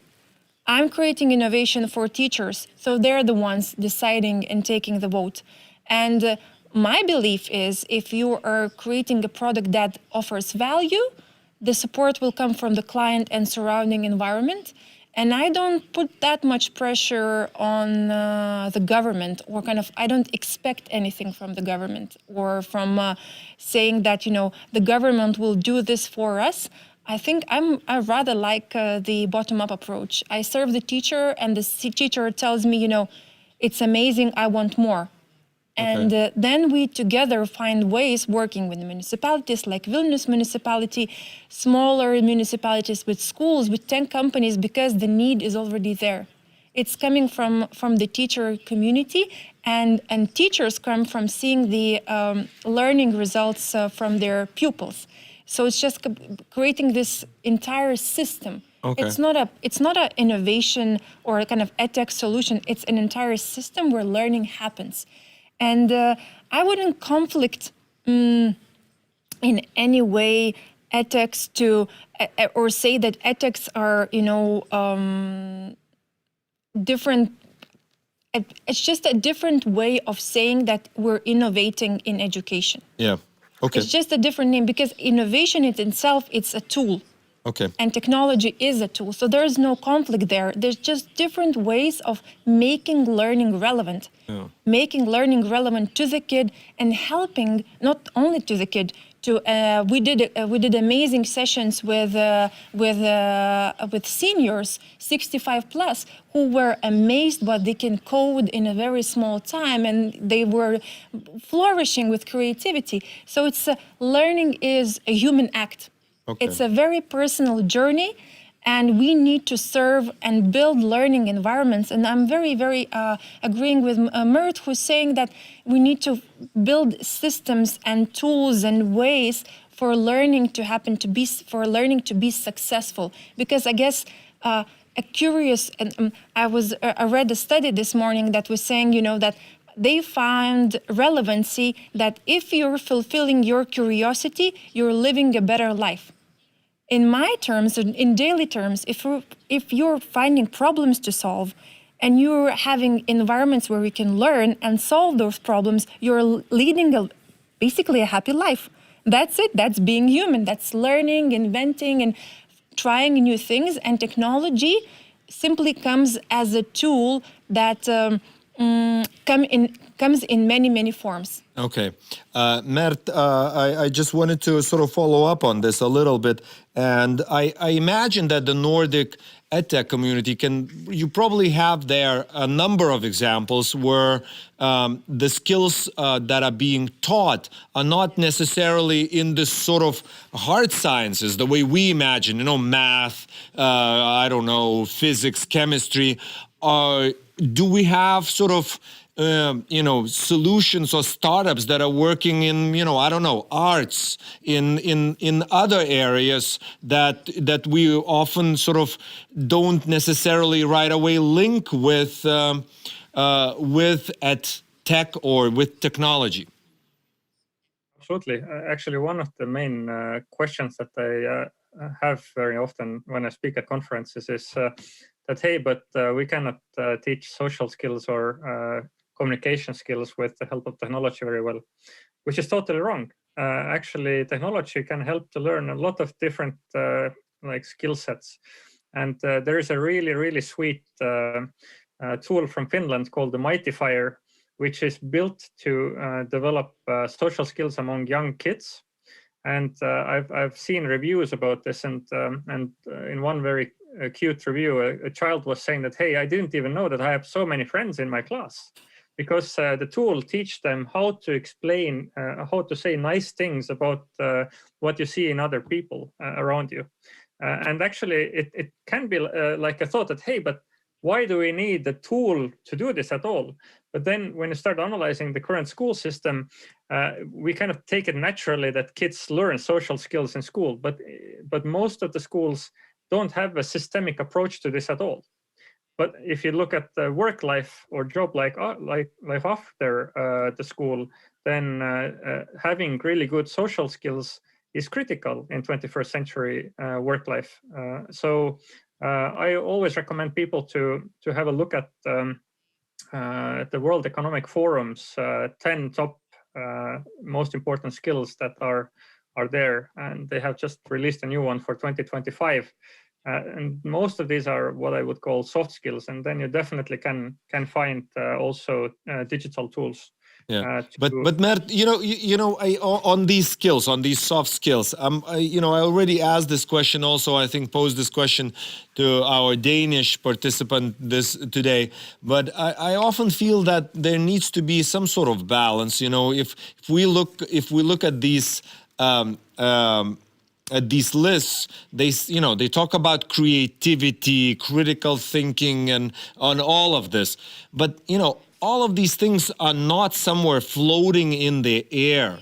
They are usually, if you are creative in something specific, in a particular context. Not I'm creative sort of overall, right? So it seems like subject-specific skills are just as important as as soft skills that then you can use to sort of advance the field or create something in there. So I get an impression that sometimes we can go either one way or another, but not talk about balance of the two. Well, you opened really a Pandora's box with your questions at the moment. Because there is so much research actually done by universities across the globe as well on what is actually important, what skills we need to have in 21st century to be successful. And then you have the discussion about what is success.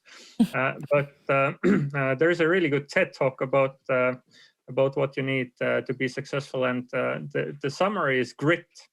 So to create yourself a goal in life, and then follow this goal. Jeigu pasiklausytumėte TED pašnekesio, labai geras yra. Now I have a translation coming in. But I mean, it's a really interesting discussion, what you're bringing on the table. And so I would even argue that this hard science skills could be less important than attitude. When it comes to solving problems and having that ability to kind of see how we can proceed, even though the life seems very hard for the time being. And if we talk about work life concretely, then it's very interesting to talk to employers, like large corporations, leaders, what kind of challenges they have when they are getting people from the school or from the university to come and start working there, and what kind of areas they're actually missing out on competencies to be able to be successful in contributing to this company's kind of work life. So yeah, I mean, Okay. Lots of interesting topics here on the table. Yeah. Now, since you bring the sort of the addition of, you know, research in general as the sort of guiding also, you know, that could guide and help understand, you know, sort of what is the best approach and what is the situation in general with the skill set, the needs, and so on. I was wondering to what extent, and I'm asking now already Thomas, to what extent there is a cooperation when we think about innovation in education with higher education, organizations, with universities, colleges. To what extent municipalities work with, with these institutions to, to be at the forefront of, what is innovation, how to do this. What is, in your view, what is the situation in Lithuania? Are higher ed institutions active in this? Are they involved, or are they sort of passive? Yes, they definitely are, and we have a think tank of our own, Vilnius municipality, which is called Education Progress Center. In Lithuanian, it sounds maybe a little bit fancier than in English, or maybe my translation is rather poor here. Actually, we do the research and the sort of the scientific and more in-depth communication and cooperation with higher education and the university level institutions through there. But Ainus, I also wanted to come back a little bit to your question that you asked Virgilijus about the choice of digital tools by the teachers, how to help the teachers. Yeah. And actually, I think this is one of the what we call, many people call, $1 million question. How to choose the right instrument, the right tool. It's a little bit a question comparable to how to lead a happy life. But and it's really, I can understand the difficulty that the teachers have to really pick and use a new innovative tool for teaching. And I can see Marty's posting, writing in our chat that there are like 30,000 edtech solutions, and it's impossible for teachers to research them, let alone test them. But what I understand from going through some of the edtech texts is that actually, despite the difficulty to choose the right digital tool, tech tool for innovative teaching, the choice that is made personally by the teacher works best. So there has to be sort of ownership of decision given to the teacher in order for whatever the tool is, in order for it to work really well in the education process. So actually, when we talk of innovation in education, I truly believe that we talk about empowerment, about teacher empowerment, and about a change in the role of the teacher, that the teacher becomes more of a facilitator in the transmission of knowledge, in the selection of the right tool. Probably the knowledge is already there, encoded in the tool, but the selection of the tool is what the teacher's new task or new function comes to life. Okay. Okay. You still, you know, I wanted you to also, that was actually a good answer. And I meant to also ask you this question, but, you know, I still want to push you a little bit on the first question that I felt like you kind of, yeah, you said yes, but, you know, that higher education sector is sort of, okay, doing something, but do you have any examples, specific examples that you are working as a municipality together on a project or projects that involve innovation and involve pushing kind of the front line that you are working with higher ed institutions in Lithuania? Give me one, please. I'm scratching now my memory, but given that my time and function is only 5 months now, I wouldn't be able to give you a concrete example. It's okay. It's okay. No, I was just wondering because I feel like there is actually a shortage of these initiatives, at least from my point of view. But then Virgilijus wants to react. Aš galiu atsakyti, nes keletą tokių tikrai I can answer. I can give you some, at least, specific examples about the cooperation between municipalities and higher educational institutions. We have the so-called children's universities, and now we have this collaboration with Vilnius University, meaning our creative studio. And we're talking about mutual internships or mutual sort of partnership, so that researchers could go to schools and together with their kids, they could initiate certain joint projects. And this is the very beginning. I'm not talking about from the point of view of municipality, but from the point of view of our school. And we are looking forward to a more sustainable, I would say, cooperation with the higher educational establishments. Just one initiative is not enough. And I think this could contribute to our strengths, to our growth, and so that they understand what is happening in school, and we could get more from them. Mentioning that actually, you know, though she works, in one area and sort of does what she does, there is a collaboration that you're also involved, and, you are about to publish a research paper or two sort of in education area.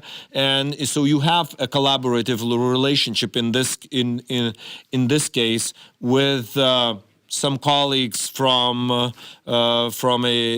university or Vilnius University, as far as I understand.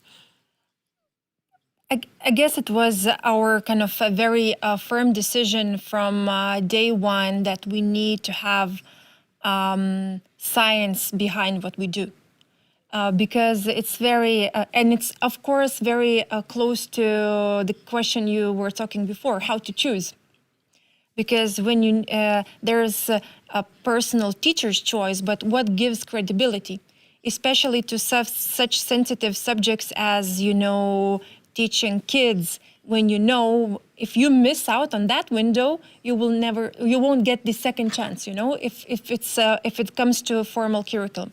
Because my goal is to be a part of formal education, because I honestly believe that technology will be one of the main tools to solve problems in 21st century. So, and to create ones. And of course, it's a double-edged sword. It's a double-edged sword as always, because technology is what kids are curious about already. So from research perspective, it's very important for us to do it from the first day, because it needs to be in the DNA of product building. Because if we do, as Virgilijus said, one-off projects or from time to time, it will be very hard to build value from it. So because we're coming to a teacher for a long time, we expect to be there for 2, 3, 4 years, to be alongside, to be a partner.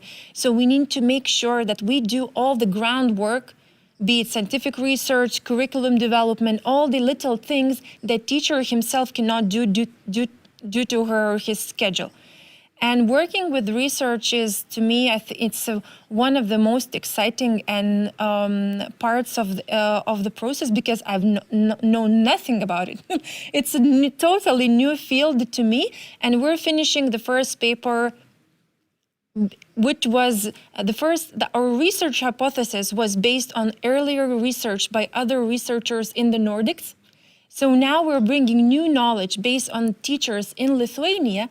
And we're already talking, actually tomorrow, with 2 universities, Copenhagen and Malmo, about the next step of phase of the research. So we expand the knowledge, we keep growing the product and providing a better and better solution to the teacher, and research is a key part. But it took us grit, as Mart said, to actually make it happen, because it was my personal ambition, which had no sense in the beginning. Because usually when you build a startup, they say, break fast, go fast, just break things, do whatever, iterate. But we're coming to a teacher who is working with 7 and 8-year-olds who have to be very, very, very sensitive of what we offer, of what we tell them. We have to be very responsible. So having research from day one was both a bold and difficult decision, because it meant additional mental power and physical power.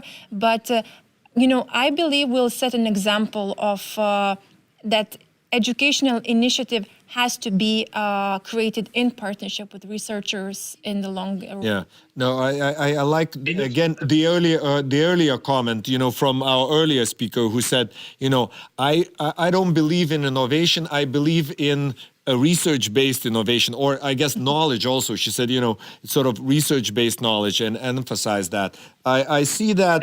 May I add two phrases on the previous question? Okay, 2 phrases, Tomai. Yeah. Okay, go for it.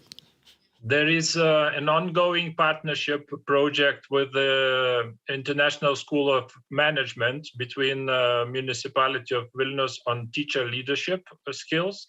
And next week, Kaunas Technological University has actually invited me already to the discussion on the use of AI in education, together with another startup in EdTech, which is BitDegree. You probably heard about the startup in this event as well. So instead of together with scratching my memory, I should have looked into the future, into my agenda next week. So sorry for taking time to it's that to come close, up with an answer. Okay, now we have a few questions, so I want to, put them up here for comments, because, rather than just me asking questions, because we are sort of approaching, we have about 15 minutes for further discussion, and I know that Monica will have to leave a bit early to run and get her kid from the kindergarten. So that's a necessary duty. Yes. A justifiable reason to leave early. Yes. Now, most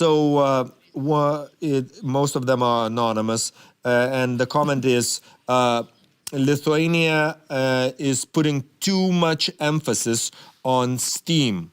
The world intellectuals talk now about the importance of humanities and sort of restoration of humanities, and so these type of too much emphasis on one or another disbalances the system. Anybody wants to react to this? Oh yes, my favorite subject. I actually had a very, very deep discussion with one of educational leaders in Lithuania, Austėja Landsbergienė, I guess a few years ago.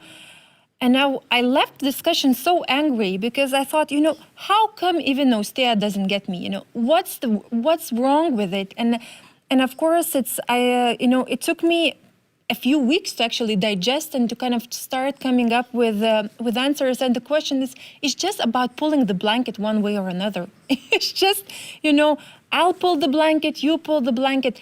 In the word, now they added R letter to STEAM, so now it's stream. and sense for relationships, I don't see the difference. I don't see the difference between humanities, because if you want to create a product, you have to work with people. You have to be educated and wise. You have to read books to have imagination. You have to know logics to kind of to pull things together. You have to count. So it's not there's no one path. It's a mix of them. So I think it's just both two sides defending one another. I don't see a very huge difference between humanities and STEAM. They're just, it's how you package it. And because learning requires a complex set of skills, and building new things and innovation requires a complex set of skills. So I wouldn't separate them.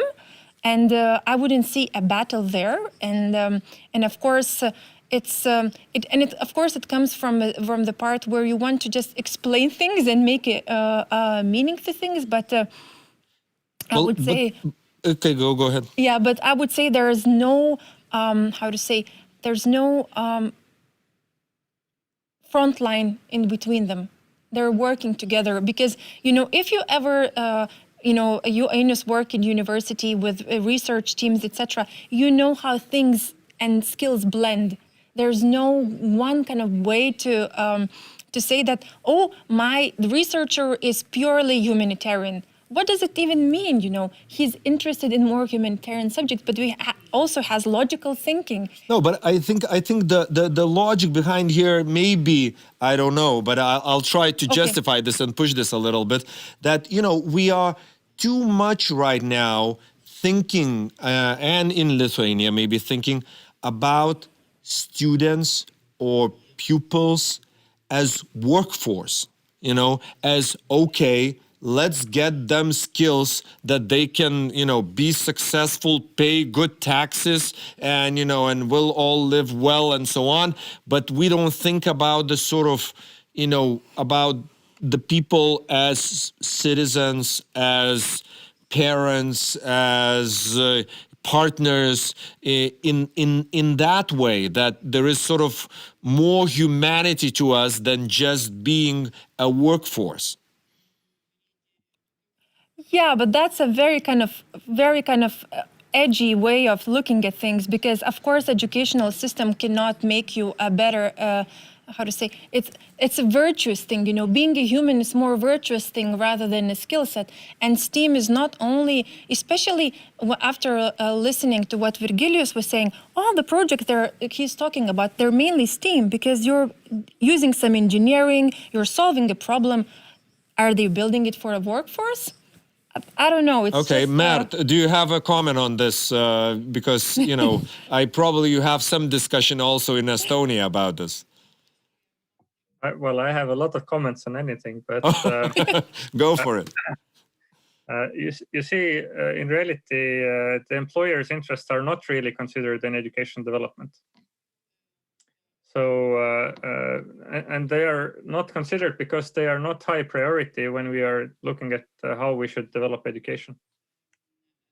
I hope it kind of makes sense. So, when we are looking at how to develop the curriculum, then the interests of teachers and the ideas of teachers and intellectuals that are around this curriculum process, development process, are a lot more on the table than the interests of, let's say, big employers, for example, that have specific interests in workforce development.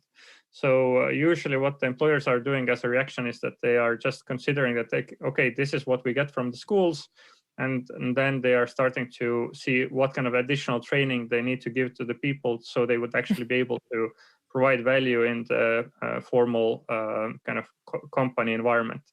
In my opinion, this is actually wrong. I believe the employers' opinions should be considered at least significantly more than they are today, because we have successful people in our countries only if they're also going to be productive in the 21st century working environment. And I must stress here that we are kind of forgetting that we are moving away from industrial economy to what we call information economy or information state, and the qualities that are necessary to be successful in information society are totally different from the ones that were critical in, let's say, manufacturing-based economy.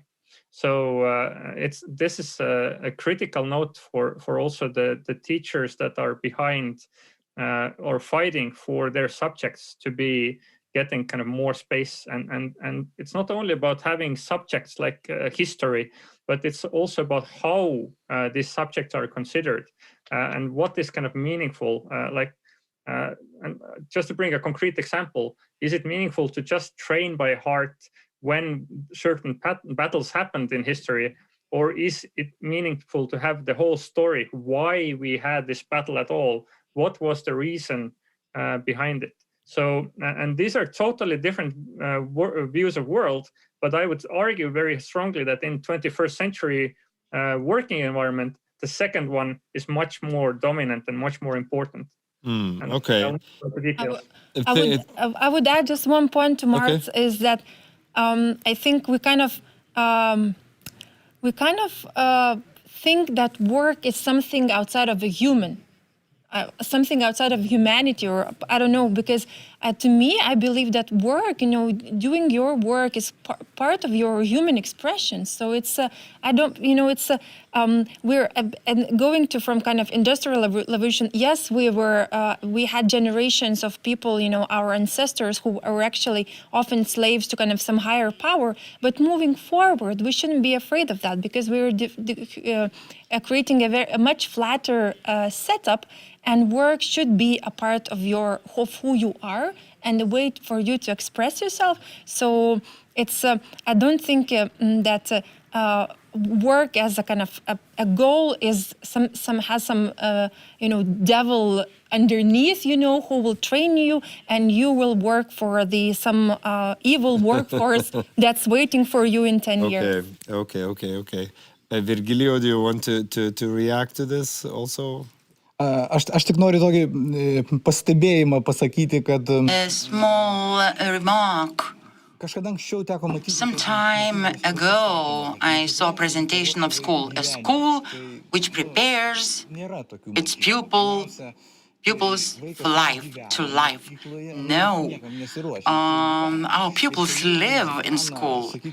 They are not being prepared for life. Yes, our school is more related to arts. I'm avoiding the concept STEAM. Yes, we are related to STEAM, but sometimes it seems that it is a matter of fashion. But if children receive competences which are relevant, useful, and if these competences ensure his successful learning, these competences might be referred to as, could apply it anywhere. There is no contradiction, and there shouldn't be any contradiction between one trend or another trend. We must not look for better or worse realization ways. Simply, since we have a diversity of schools, the more diverse our schools are, the better our life is, and there is a better choice. We have the list to choose from. Okay. Individuals are not the objects of workforce or of the market, and that should kind of orient themselves for the 2%, creating wealth for the 2%. Oh. So, obviously there are some issues, but here, the point is here a bit different that I want to emphasize. And the point that I want to emphasize and to ask the question, another question, and pose it to Thomas, it says here about the sort of gap that is there between good schools and bad schools. And, here also it says Vilnius has some very good schools. However, there are some bad ones, and I'm surprised how this can be. How can, so this gap is created by selection, by segregation, by small socioeconomic by not small, but by low socioeconomic background differences. How can we build this gap? How can we manage to reduce this gap using maybe technology, using also innovative solutions? What is your position? Because I think we all know that it's a very uneven situation, and Vilnius is the center in Lithuania, if we think about that that way. So then what about regions? If we think about regional schools, probably the differences are even bigger. So so how do we deal with this? Is technology, edtech, a way to deal with this? Yeah, thank you. You point very rightly to the issue that exists. It's there on the ground. The quality of education is not equal across the board. Even in Vilnius, which is relatively not that big place, and still we are witnesses that there is this difference in education among schools. Well, there are measures that are already put on the ground to close the gap. And actually, one of them is an incentive for all the teachers, and for an incentive for the leading teachers, so the leaders in their matter, to assist those that have maybe a weaker performance so far. And this method actually works. But now, coming to the second part of your question regarding the technology and help that technology brings to close similar gaps. Of course, I'm a true believer that this is a huge opportunity, because what technology brings is actually that it makes the education process disassociated from the physical building of the school. So, I mean, digital learning, distance learning can happen from anywhere and be delivered also to anywhere. So it doesn't matter whether you are in Vilnius, you are in somewhere at the seaside, or you are in the United States. You still can get the same education if you want. So I think that opens a huge opportunity. And we initiated and had a few sessions with all the leaders of Vilnius schools about the COVID lessons. So what the teachers, what the school leaders learned from this very difficult period since March 2020, when distance learning was introduced, and digital skills had to actually leapfrog immediately, not very organically, but just all of a sudden, everybody had to get used to a new system of delivering lectures. What happened is that now we made a survey back in February, and then about 20% of school children were saying, of elderly classes, were saying that they prefer distance learning to the traditional learning. 25% were saying that it doesn't matter to them, that both are as efficient and they like both. And then about 50% were saying, no, we want to return to traditional learning. Now, in May, there is now an opening, and the students, the pupils, could go to the school. But it seems like about 70 to 80% of them now prefer to stay and complete the school year in distance learning. Okay. So okay. I think there is a change in attitude, and this will also give further opportunities when we start a new school year in September, I think. With mixed learning, we can, which I believe, mixed or blended learning, that whatever one calls it, we can definitely achieve better results and probably close the gaps there where they are at present. Okay, Mert, just as a final comment, because we are already kind of wrapping up time-wise, do you see this also, pandemic, given, we can talk about the sort of the dark side of it, but is that the moment for ed tech? Do you find this, that finally people around you recognize the value of educational technology that can bring, and really there is also business community that sees opportunities for investment here, and so there is sort of extra interest? Or do you feel that? I would say yes and no. The yes is that indeed, thanks to this COVID situation, a lot of people started to reach out to me and to us regarding, hey, the stuff that you have been talking about the last 5 years across the world actually is now relevant for us, and we would like to discuss in more details what we can do.